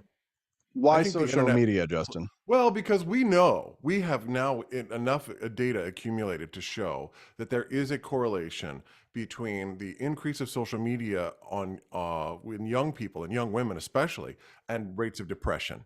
We can actually track that data, and we can say, you know, the rate of depression in young girls has plummeted, or has skyrocketed, excuse me, since we've gotten social media, because women are very concerned about social position, right? And reputation is very important for girls. You know, who's the popular, that's just the dynamic of that sex. But you know, the thing about the gender thing that drives me nuts is that it's always got to be this zero-sum game. So for men to achieve somehow has to be a diminishment of women. That's bullshit. Like, why does it have to be a zero-sum game? Why can't we both progress together? That's a liberal ideal, right? That's a liberal ideal, that men and women can be together and work together and be different, but work together in their own differences. So here's the thing. Here's the massive problem that we have to overcome in this way, the male melees, right? Is that, think about like everything that has been built in society. What is for at least heterosexual men, what is the primary motivation to get up, go to work, accomplish things, build the buildings that we're sitting in, build the networks that we're in, build the financial networks that we're all in? What is pretty much the primary motivation that gets us heterosexual men, as the only heterosexual man here, to get us to do all these things? Sex? Damn right. Women. I would say it's females. the protection of men and protection of women and children. Well, to the protection of them, sure, but also just like for women, like Sure. to an extent, everything that we men do is for women. We want to accomplish something incredible. We seek acknowledgement from females. We want a woman to be proud of us or to find us attractive. You know, peacocking in nature is a common thing. You know, quite frequently when you see nature, when you watch nature programs, you see two spiders, and one of them's the beautiful dancing with all of the colors. It's the male, right? The peacock, it's the male who has the feathers and who has to take the risk and has to court the female, right? And you know, you'll see male fashion, when it's properly done, is all about, you know, getting attacked, peacocking they call it, right? So everything we do is to impress these women. But the problem is, if the women aren't impressed, or if the women are, you know, have got bigger peacock feathers than we are, and they don't need us, they, you know, they're strong independent women who don't need no man, what's the motivation to build anything? What's the motivation to go out, to leave the house? What's the motivation to go out and do it when you have pornography at home? You've got drugs, you've readily available. You've got a steady income from your parents. You can stay on their health insurance until 26 years old. So we delay adulthood. But I mean, the thing is that with the unfortunate reality is that, you know, and I asked this jokingly to a conservative who was on my set, who's, you know, he was kind of like Andrew Wilson, very anti-gay. And I was like, so what's your plan to remarginalize homosexuals? Right? But here's the thing. What's the plan to put women back into a traditional role that men will actually be attracted to, so they'll want to go out and accomplish things? What's the plan to try and get women to acknowledge that they will be just as unhappy when they are alone and 50 and childless and with cats? Some women will be perfectly happy that way. Certainly. I think that's the exception rather than the rule. I think most people would rather probably partner up, right? You know, but I'm going to come again with them. I'm going to come at this again. Does your ideology alleviate human suffering? If your ideology does not alleviate human suffering, if it makes people miserable and alone and single and sad, your ideology sucks. Your ideology sucks. It does not lead to human flourishing, right? I want to be a part of a belief system that believes that human beings should flourish in the greatest capacity that they can, in all places and in all different times. So, I mean, I've got some solutions here. Ready? Here they are. What are your solutions? Here are some Here we go. solutions. How can we win? Number one, men need to get off the couch and go to the gym. They need to start working out. Yeah, they need to get physically active. Too many men are sitting around on the couch watching television, and all of that is going to make you depressed. All of that is going to make you miserable. You're going to hate yourself. You're going to have no energy. You got to get your ass off the couch and get to the gym. That's number one. That's my number one thing. Number two, men need challenges. I don't care if you're going to learn a new skill. I don't care if you're going to try something new. You need to be challenged. You've got to have some kind of challenge in your life that you can say, I did that. I conquered something. I won. And it can't be a fucking video game. It's got to be something like real and tangible that you can do. I got a job. I did something different. Steffi knows she married a gamer. But go ahead, Justin. Go ahead. That's number two. Number three is, here you go. This is the famous classic Latin phrase, memento mori, okay? Remember that you're going to die, right? You are going to die. What is your life going to be after your death? What do you want your legacy to be? You know, what are you leaving behind? You need to think about that as a man. Like, what is it that I want to leave behind, either to my family, to my community, to my church, to wherever my, social structures, wherever it is. What is it that I want to leave behind to mankind? Number 4, provide. Men need to be providers. And what do I mean by that? Okay, you don't have children. Okay, you're not married. Be a big brother. Go join the big brothers and little sisters and look out for somebody else. Look out for another male. Take care of them. Just the idea that someone is looking up to you as a role model and looking to you for answers and looking to you for guidance is a tremendous way to develop your skills in being a provider. And you don't have to be a husband, but you can begin to have those skills of being the reliant male that someone's looking at to say, help me, I need your guidance, I need your support. That is an important role for men to play. And number 5, get into nature. We are supposed to be outside. We are supposed to be going on walks. We are not indoor people. In the ideas of living indoors is a novel experience in the past 200 or 300 or 400 years of human existence. People lived largely out of doors. We know that going outside boosts your testosterone. We know that it lowers your stress. We know that it fights depression. So those are my 5 markers of things you can do today to stop the male malaise, if you want to get out of male malaise. The other day in karate class, Alan and his son Daniel, who we've kind of taken under our wing a little bit, and he started bringing his family over to our house for me to mentor him in teaching karate, and I've slowly started to take more of a leadership role in our classes. And this Wednesday, taught the class. This Wednesday, I actually taught like a full karate class for the first time ever, which I was really did such a good job. Thank you. I was very proud of it. But Alan was talking to Dan. He's like, Austin. He's like, well, how did you get started in karate and what did you do? I was like, I remember specifically like the 2 events that got me, 2 or 3 events, which were like, okay, I have to do this. And one of them was I was sitting on the couch, overweight, playing video games, and it was this martial arts game, and I was like doing all these. I'd spent all this time learning how to do all these complicated moves in the game, and I was like, man, I wish I could do this in real life. And then it's something snapped, and I said, in all the hours that I have spent learning to do these moves in a video game, I could have spent those hours in the gym actually learning how to do these moves. And it was that, and it was the embarrassment of going for an Arm & Hammer underarm deodorant commercial and then making me take my shirt off and looking like a flabby schlub that I was like, okay, now I really got to do this. So, but it changed my life. It changed my life. Justin, it wasn't just like the benefits were like, oh, I suddenly am more healthy. I got cast more, right? Not only because I looked better and healthier, right? Healthier skin, healthier body, but like I had skills. There was an audition that I did for a movie that was like a Lord of the Rings kind of like, indie film. And the guy was like, Austin, frankly, there was a guy who was up for the role who was a little bit of a better actor than you, but we chose you because you were the better fighter. And I was like, oh shit, like this gave me a competitive advantage in the marketplace, right?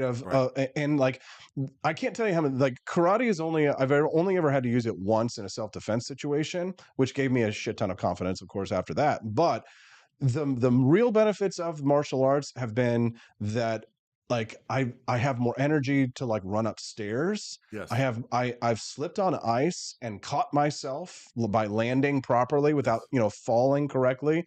Things like that. It's those little there are so many practical benefits of getting your ass off the couch and getting out into the real world and touching grass and getting healthy that you won't see until you do it. Yeah, and I just want to speak in terms of the mental health perspective. If you are going through depression right now, I know your brain is going to trick you and it's going to say, no, I don't want to do these things. Sitting here is going to make me happy. But that's where you have to do behavioral activation. It's a therapy technique where you literally behaviorally activate. So that means write down a list of the things that you have to do, your responsibilities, and enjoyable activities, and pick one a day. And if you can just do one of those things a day, you're going to start to feel better and your brain is going to start to adjust to that. So you have to just force yourself to move, even if your brain says no. Yeah. What were you going to say, to that, I want to say, I just want to add on to that because I have another statement that I love to say, a little mantra. Perspiration always beats inspiration. And what I mean by that is you're not always going to be inspired to do something, but you just got to get up and do it. The thing about going to the gym is no one can do that for you. No one can do that. Only you can go to the gym and lift those weights and pick that stuff up. Only you can do that. Your friends can't do that for you. Your mom can't do that for you. Only you can do that for you. That's the one thing you can do. And here's the thing. I've really very rarely found any socialists in gyms. And the reason is because they understand that you can't share the gains, baby. You made your gains. Those are your gains that you made. And someone comes along and goes, oh, can I have some of your gains? No, bitch, I worked for these gains, baby. Good morning to those who are tuning into the Wake Up America show live right now, all 1,500 of you. How are you feeling today? Thank you for being a friend. Thank you for being a friend. Joining us live right now is the Golden Girl, my brother Justin Petersen from Boston. What's up? What's up? Blanche. Hi, Blanche. Flirting is in my heritage. And that smoking hot redheaded libertarian female sitting to my left is my wife Stephanie Petersen, who's joining us. I'm pregnant. No lies. She was so nervous about this today to tell everybody, Justin, because she's so shy. I know. I was actually expecting tears. Yeah. Emotional person. That's the funny thing. I'm more like kind of like emotionally available, I guess. Would you say is the word than Stephanie? I don't know how to explain that. The tough thing is about going through crap in your life. When you've cried so many tears, it hardens you. Mm-hmm. So it's like I've through things in my life that have really evoked a lot of emotion. And so now it's like I'm a really tough cookie. Mm-hmm. So my exterior is very tough. But yeah. So we Petersons are very sentimental. Yes. Yes. Justin, our dad is very sentimental. Absolutely. Soft-hearted. Yeah. So as soon as I found out that she was pregnant, I was like, family is not emotional either. Oh yeah. You don't see hugs and all that kind of expression like that. Yeah. But yeah, even though I seem very outgoing, I'm a very private person, especially about my relationships, about my family. But here's the thing, I think something about me. I'm your, I won't say like average straight white male, but I'm a straight white male who has, a lot of like masculine qualities. Yeah. But I think that actually like I'm very emotionally well balanced. Mm-hmm. Because of the proper upbringing that we received growing up on the farm at Stonegate. Justin, you posted this about when we were talking about Grandpa Bill the other day. He was, we were bathed in love as children. Oh. And it's helped me to be emotionally in touch and available for my wife when she needs me, right? For friends, like Stephanie sees sometimes, when I see that a friend is down, I call them. I tell them I care about them. I let them know, like, hey, listen, and I'll say to my guy friends, I love you and I care about you and I'm here for you. You're so good with words and I'm not. Well, that is one of my love languages. Yeah, right. Yes. So that's what it is. But I think that, there's a healthy emotional relationship that men can have that doesn't compromise your sexuality and that can keep you grounded in being a human that's not necessarily tied to gender at all whatsoever. That's a universal trait that we can have. Sometimes women take it too far. Sometimes men don't go far enough. But there's like a balance that you need to strike as a human in order to be able to be in touch with people in your community. Now, I think sometimes if you're too emotional, highly emotional, then you're vulnerable to being highly influenced by other people, right? So you have to be careful about that because you can be taken advantage of. Also, I think I found this, and I think this is one of the things I'm going to do an excursus here on woke stuff. The woke virus operates on people's desire to be empathetic. Yes. It operates on people's desire to be seen as doing the right thing, caring, right? That's a powerful motivator for people. And the virus is wise enough to play on that weakness. And so we need to be empathetic, but we need to be rationally empathetic. And I'm going to give you an example. If you see a person by the side of the road and they look like they're injured, a rational, helpful person, let's say, might go over and go, oh, is something wrong with you? And then they get stabbed to death. Yes. Because the person was going to prey upon their empathy and stab them to death. And that's kind of how I think of the woke mind virus. It's sort of like going, oh, feel bad for me, feel bad for me. Stab you with socialism. You know, that's kind of what the idea behind it is. Yes, it's all the left guilt trips us into accepting their cultural Marxist beliefs and values. Like, if you don't agree with me, you're a bigot. You don't want to be seen as a bigot, do you? You don't want to be seen as a homophobe, do you? You don't want to be seen as a racist, a sexist, a misogynist, do you? Right? And it's like, it's very difficult for, especially for people who are highly emotional, to resist those calls to purchase their empathy or to steal their empathy in some way. I think that's why I'm such a good social worker. A lot of my clients will be like, how do you not get sucked into this and, feel so down after you have all of these therapy sessions with people? And it's like, it's because I just don't, I have empathy, but I don't let it get to me. I'm able to put up that guard very well. Right. And it's amazing too, because, they are, the left is the ultimate in projection. Because, for example, the instant a black person says something conservative, the racist insults start flying. The moment a gay person, Justin, rejects woke ideology or comes out against, drag queens and bars, it's you're no longer one of us. Or you're self-hating. That's the thing. You're just a self-hating homosexual, or you're not politically black. I've heard of that statement. Like, you're not politically black. Here's the thing: the only people who suggest or infer that I might be gay are leftists online who are using it to try and attack me. They're like, "Oh, well, what are you, gay?" And it's like, or, well, what are you trying to say? Are you trying to suggest that that's bad? And it's like, they're using it as an insult. And I'm like, I thought you were the people of tolerance and equal rights. One of my gay one of my gay people that I follow on Twitter posted something of Camille Paglia, and she was just like 1992, right? And she's just like Cassandra saying, tragedy is coming in academia. And this is like 1992. With Charlie Rose, and you can look it up. 1995, Camille Paglia, Charlie Rose. But she's like, it's terrible. They're telling us to hate white men, and they're telling us to hate Western culture. This is 1995, mind you. And this guy posted that on Twitter and got into it with some person, and the person called him. He's like, "Oh, shut up, queer." Now you know that the person who posted that was on the left. So the bigotry is only okay. It's okay when I do it. It's okay when I call you names. Like, it's just vile. It's disgusting. So I want to give a shout out real quick to one of our new friends joining us for the first time here today. AFLJ, SFLJ. It's like a license plate. FLJ stands for Freedom, Liberty, and Justice. It says that they don't usually join the autoplays because we were put on the front page, but they really enjoy the community here and they love it and they're having a good time. And well, we hope you come back. That's really what brought me into this entire community to begin with. You have the Freedom Ninja Army. Well, Camellia just said it in the chat too, is that we really are, this community is a white pill community. We believe in that there is hope and we have optimism for the future. We believe that things are bad and that there is a lot of negative things that are happening in this country. But the Wake Up America show, we really believe that while we might be short-term pessimistic, we're long-term optimistic. Absolutely. And I've seen so much in the last year that has given me hope for the future, for the possibility of freedom to happen again in this country. When I see what's happening with Javier Milei, Justin, I'd be curious, what were your thoughts on Vivek Ramaswamy? Well, first of all, he's young, which I like.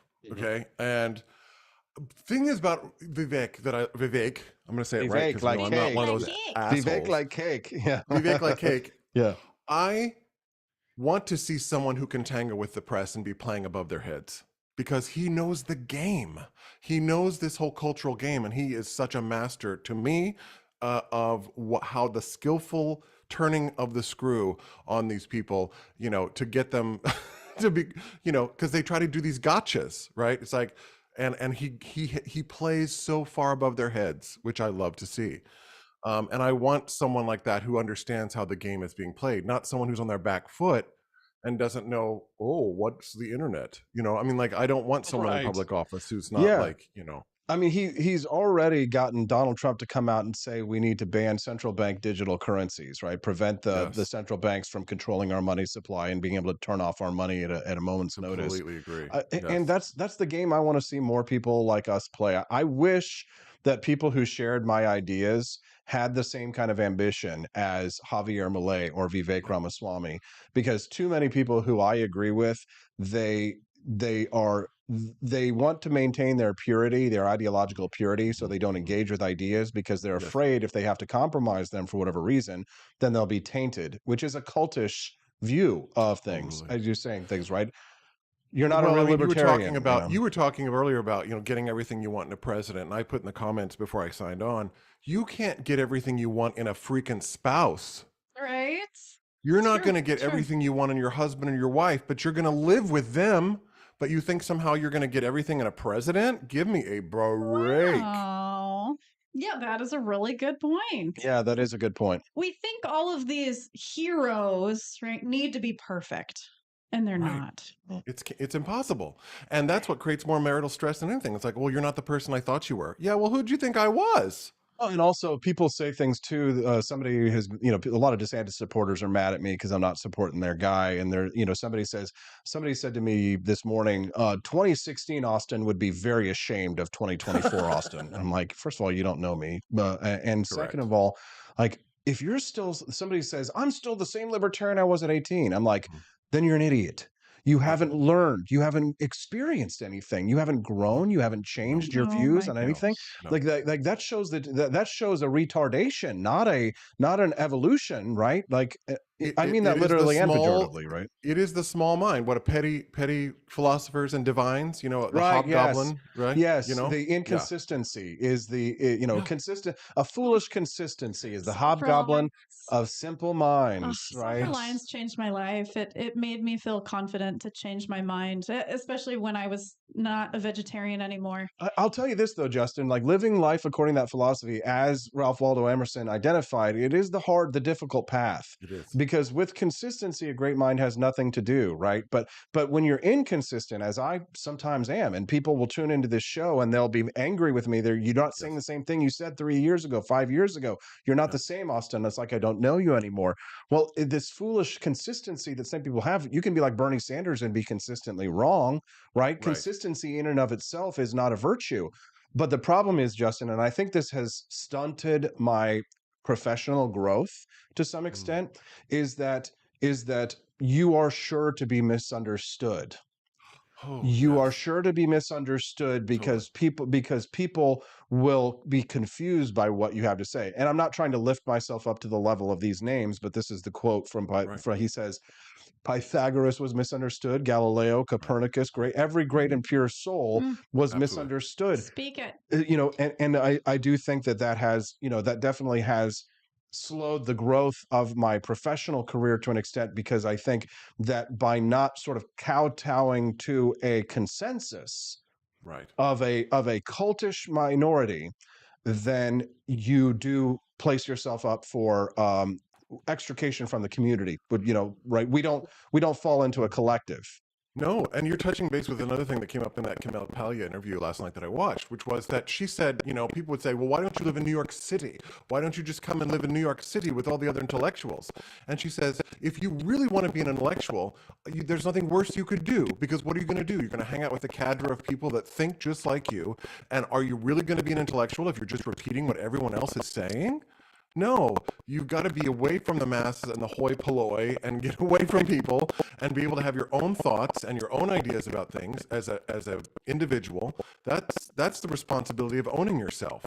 And that's something I think that Kipling talked about. The struggle against the crowd has always been a mighty struggle, but there's no price as high as the price of really being able to say that you truly own yourself. You have your own ideas. You have your own way of thinking, rather than what am I supposed to think?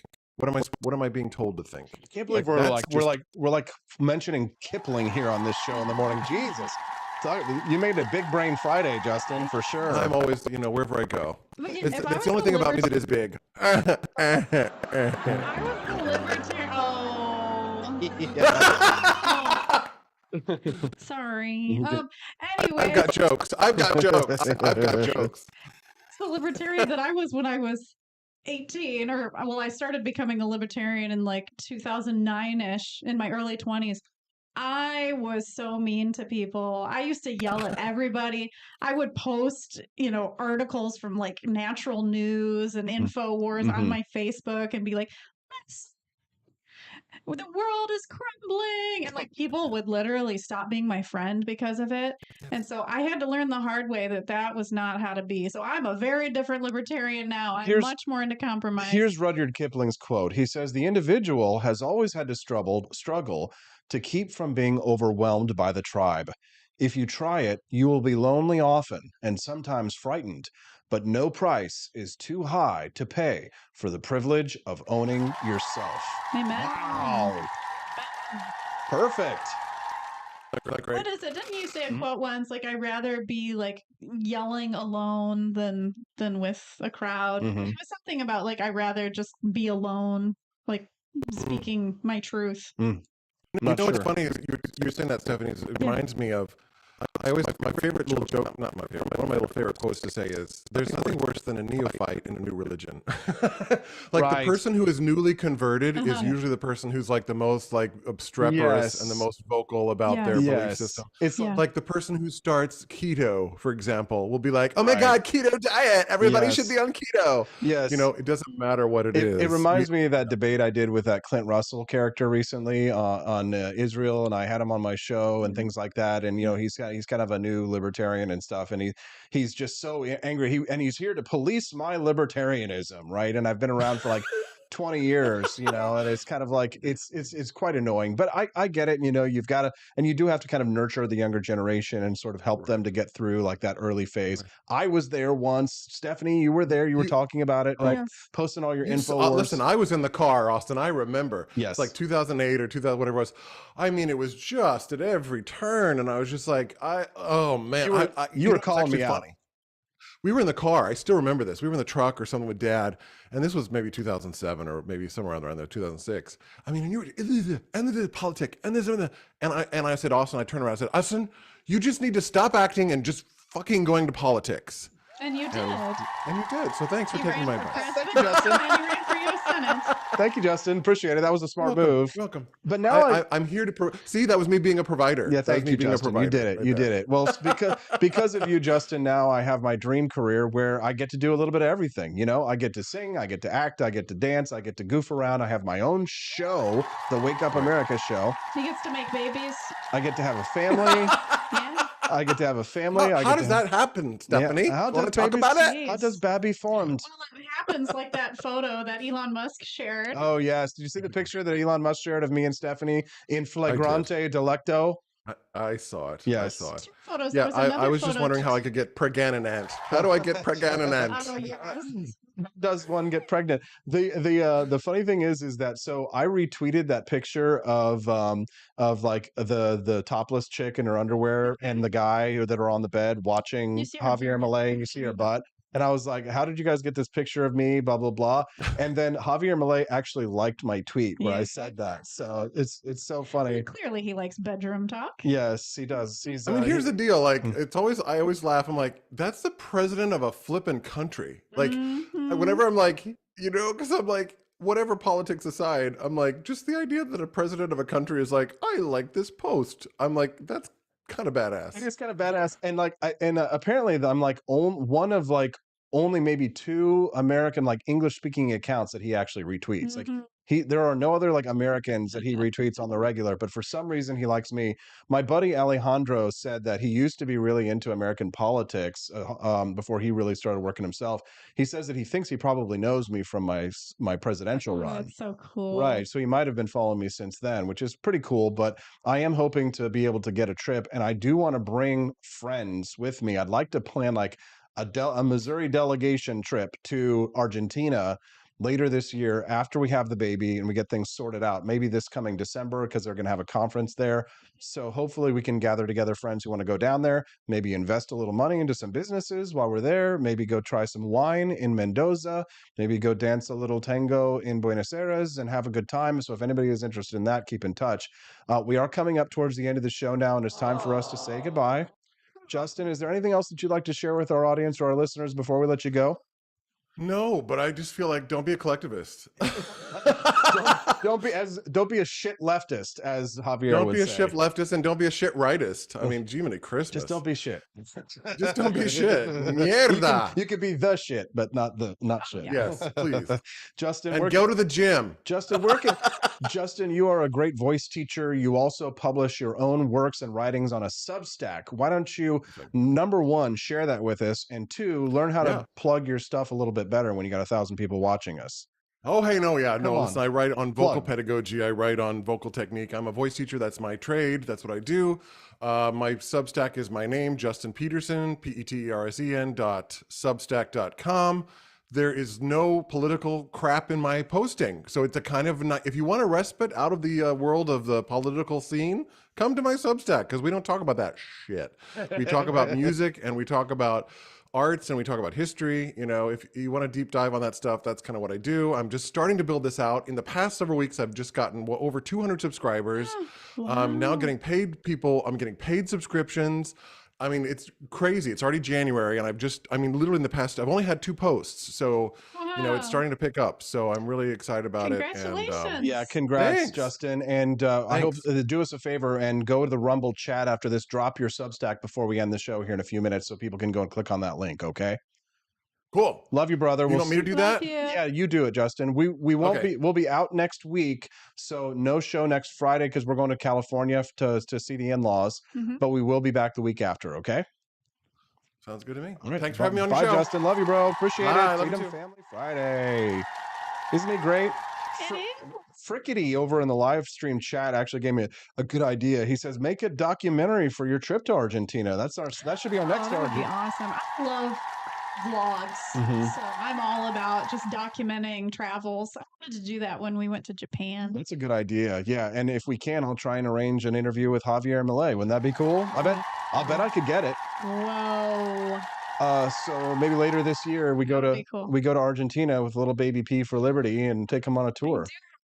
Things where you can wrap the baby and they can be carried on your body. For sure. Well, I'm on a diet, so I'm going to drop some weight, and I'm going to keep going to karate so I'll be strong, so I can also help carry the baby, obviously, when we're there. And we can maybe do an interview with Javier Milei, try some of the Argentinian food while we're there, and start to normalize relations between our two countries in the name of liberty.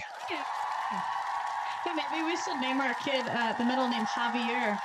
There you go. Yep. Corey in Cali says, where are you coming to Cali? We're going to San Francisco. Santa Rosa in particular, but yeah, we'll be hanging out in San Francisco. Yep. Our little Liberty family is growing, and it's thanks to people like you. We're so grateful. If you want to help support the Wake Up America show and help us to grow, our family to grow, our freedom to grow, do us a favor, click like, subscribe, and consider becoming a monthly subscriber to the show. Just $5 a month gets you a 20% discount at our AP for Liberty Shop store, and you get entered into monthly prize drawings to win items from the shop. If you become a monthly subscriber to the Coffee Club, you also get that 20% discount as well. Go to wakeupamerica.show.com/support. Become a monthly subscriber. You'll get your 20% discount code at the shop, and we'll be very grateful to you. If you love Founding Flavors coffee, become a monthly subscriber to the coffee, maybe every 2 weeks. Like a lot of people, they really love it. I know Joni was like hitting us up. She's like, subscription yesterday. she wants it every 2 weeks. It's That's so right. good. If you haven't tried our coffee over at foundingflavors.com, today is the day. Get yourself a box. And if you like it, there you go, baby. You're going to be happy you tried it. But if you don't like it, I'll buy it back from you so you don't have to worry about any cost at all if it's not your thing. So there you go. So it's really no risk to you. Go to ap4libertyshop.com right now. Maybe get yourself some cool Javier Milei merchandise, maybe a patriotic custom metal sign or a hoodie or something like that. Steffi, anything else? Absolutely. If you all just started tuning in to hear this announcement, I am pregnant. Yes. I'll say it one more time. Yes. And I want to thank you all for your support. I mean, Austin and I are so lucky to have such a community of people that are just boosting us up and helping us to support Baby P for Liberty. So, so thank you. Thank you. We are truly, truly grateful and blessed for all of you. And be free. Be free. Thank you very much for watching and listening. Exit through the Grift Shop at apforlibertyshop.com. We'll see you guys on Monday and then Tuesday, and then we're off for 4 days on the Wake Up America show at wakeupAmericaShow.com.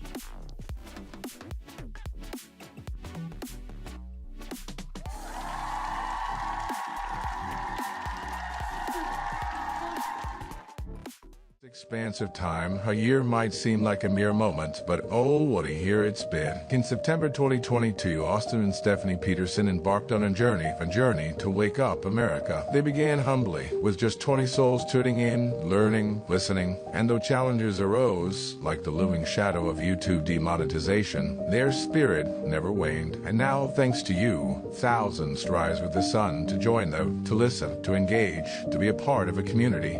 So here's to you, and to wake up America. For memories shared, for friends made, for the journey ahead, and for never, ever forgetting to rise and freedom. Happy anniversary. I'm Donald Trump, and I approve this message. Believe me, Austin Petersen is the best. He's got the greatest Wake Up America show I've ever seen.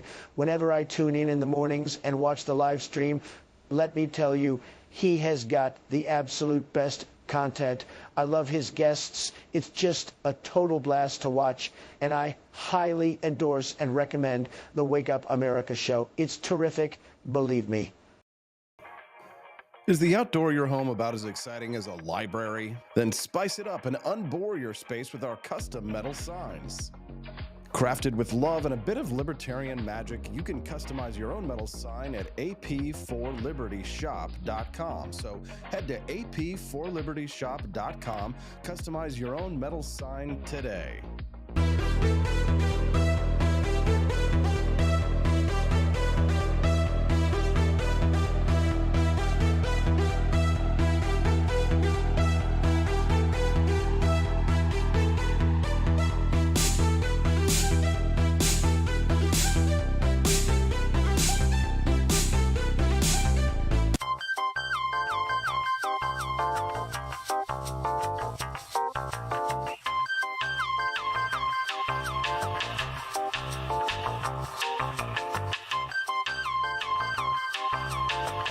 Welcome to a world of vocal discovery at Petersen Voice Studio. I'm Justin Petersen, here to guide your musical journey. Envision a place where your voice reaches new heights, where every note tells a story. We embrace all singers, from the enthusiastic shower vocalists to aspiring stars, ensuring each voice finds its unique rhythm and tone. Are you ready to elevate your voice? Visit PetersenVoiceStudio.com and sign up for remote lessons tailored just for you. Let's begin this melodious journey together.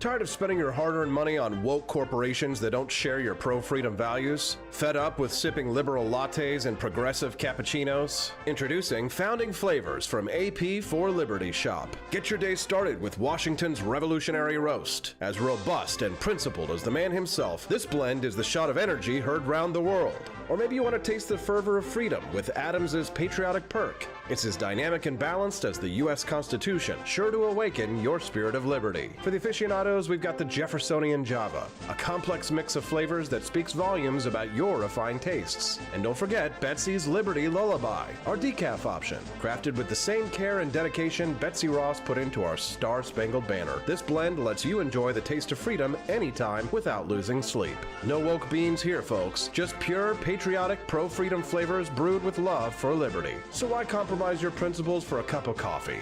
Stand up for your values, perk up your patriotism, and start your day the American way. Get your founding flavors at ap4libertyshop.com.